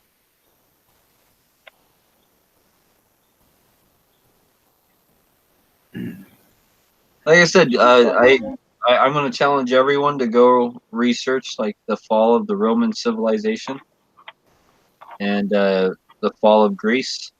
Okay. And any advanced civilization, which just so happens Rome and Greece is what we pretty much pull our entire America and copied our entire republic after. But just look at how those civilizations fall. Look at what happened during the downfall, leading up to the downfall, and then tell me if you don't see history repeating itself with America today. Literally it's totally repeating every itself. issue, everything that's in the news today was a main topic in Rome, right? Look at how Rome handled those situations, compare it to how America is handling our situation, and there is a direct correlation. I'm telling you, there really is. And I just see history repeating itself, and we're nothing but Rome 2.0. But Don't you just want the fucking EMP in the air, the solar flare to just boom us back to fucking Stone Age all of a sudden. It's really sad. It really is. First off, you get rid of 90% of the population with starvation the first few days or weeks and killing each other to get something or some shit like that. But then no more fucking news media. Yeah. Eventually, a natural selection will take care of itself. Start communicating like by carrier pigeon again. Well, Hey, we have to burn the forest for new growth, right? And that's just the way it is. yeah, I really don't see us changing a lot of these laws and making significant progress. I see us every time we take a step forward, we get set 2 steps back. That's what I consistently see, and it. I mean, it's even affecting totally pro-gun states now. It's affecting all walks of life. It's affecting every country, every person, and I really think that like in order for things to change, things are going to have to get really ugly and really bad for there to be significant change. So something like an EMP or a flare or some big catastrophe, like I could definitely see that working. But I think the more likely scenario is just a collapse of our civilization, war and just famine and just natural, man caused disaster. I don't know, man. Something needs to be done, but I don't know what the solution is. Let's see, that puts us over the top of the third hour. I think we're going to. I have to get ready. Since it rained all day yesterday, and today's a really super nice sunny day. I'm going to try and get out and go shooting today. So I'm going to get ready for the range. You're going outdoor you have range anything and coming up, indoor. John? You going inside or outside? Oh, outside. Outside. Nice. It's nice today. Yeah. Yeah. I'm going to try and get some long range shooting in. sorry I had to step out and answer the text about the dumpster coming in here. You better call those grandchildren, get them over there working for quarters, Tony. Well, I'm not going to let them skip school to do it, so they're still in school for Cool. a couple of weeks. Wait, aren't the kids out of school there by now? I don't think they get out until the end of this week. Oh, okay. Yeah, my kids got out last week, so. Oh, hell, they might be. Nobody tells me nothing. I'm telling you, if they're young enough, you can totally trick them to working for quarters. So you just got to catch them at that right age. Unless they're capitalists. My granddaughter wouldn't work for dollars What does she want? Dolls? to not work. Oh, yeah. Well, she's still young. Yeah. I mean, the younger of the grandkids really don't have a concept of money yet. No, they don't. They don't really see that you can take this $20 bill and turn it into some toy that I want.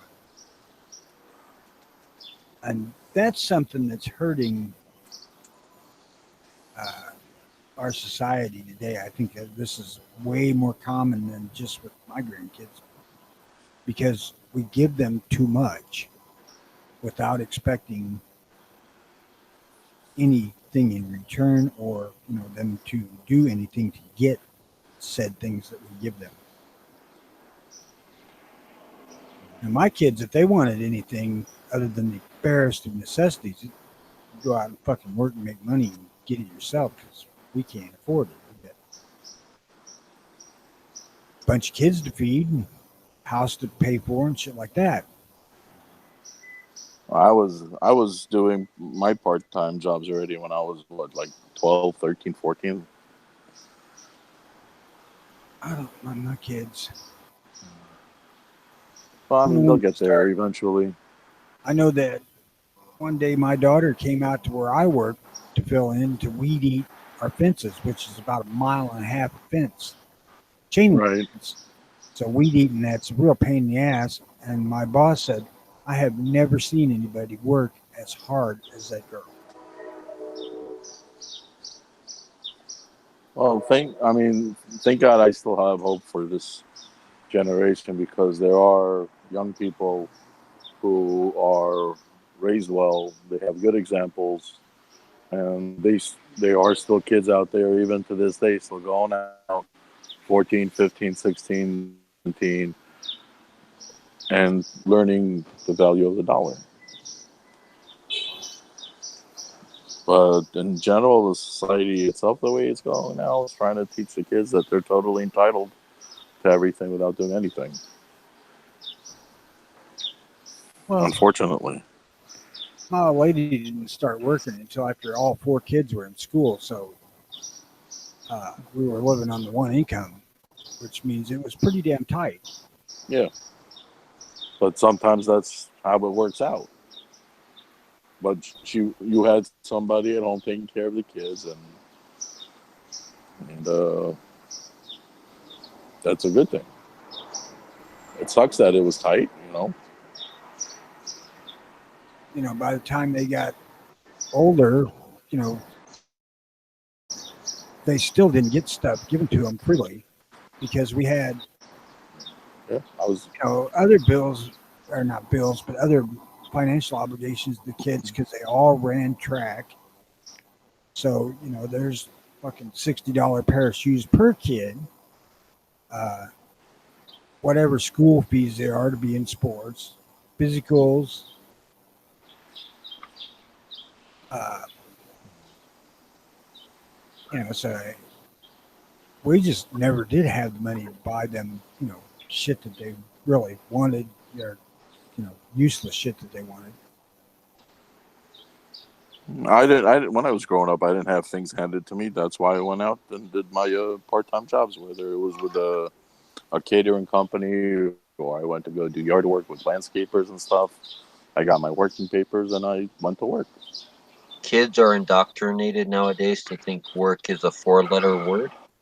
Yes. And they're Yes. also indoctrinated to think that if you do work hard, that you're either dumb or stupid for working hard, like getting a hard working job. We're led to believe as kids, like, oh, like if you're smart, da da da, you're gonna get an easy job. You're gonna be like a lawyer and not have to work hard, or a doctor and Yeah. not have to, bust your knuckles.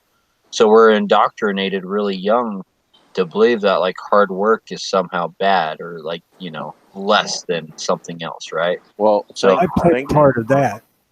I honestly did. I mean, I told my kids on more than one occasion when I come home work covered with fucking grease head to toe because it's the kind of job I got. I said, keep fucking around in school, and this is how you'll end up living your life. I said, you want to get uh, away from this kind of thing, get an education. So, Well, yeah, thank God that's still this ultra nutty left, but there. Thank God not everybody's like that. There are some still people who understand the meaning of hard work and they take advantage of it to earn their own way.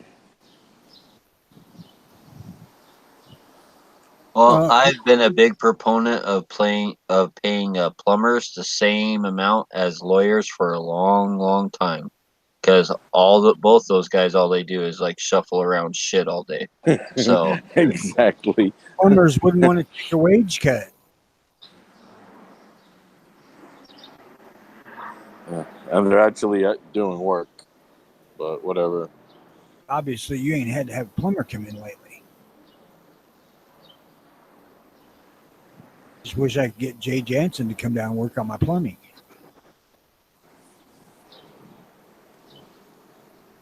but John, do you have any shadows? Do you have anything coming up on the project? Nothing at the moment. Just go check out Gunchannels and catch all the awesome content creators we have on there, trying to spread the word of freedom and the Constitution and what was built on and sweat and tears of those that sacrificed and paid the price. We should appreciate those people, and we should heed the warning of those that have allowed us to see what happened in the past and do our best to not allow it to continue again in the future. Very well put. Tony, you got anything coming up? Just this thing tomorrow in the daily chat show. What is today? Wednesday? Wednesday. Yeah, Rick's Life Wednesday. as I See It, Shooting with Disabilities is on tonight. I don't know when. 6, I think. Let's see. I think it's 5 p.m. my time, so that would be what, like 7 p.m. Eastern and 4 p.m. Pacific. 6 p.m. the only time that really matters.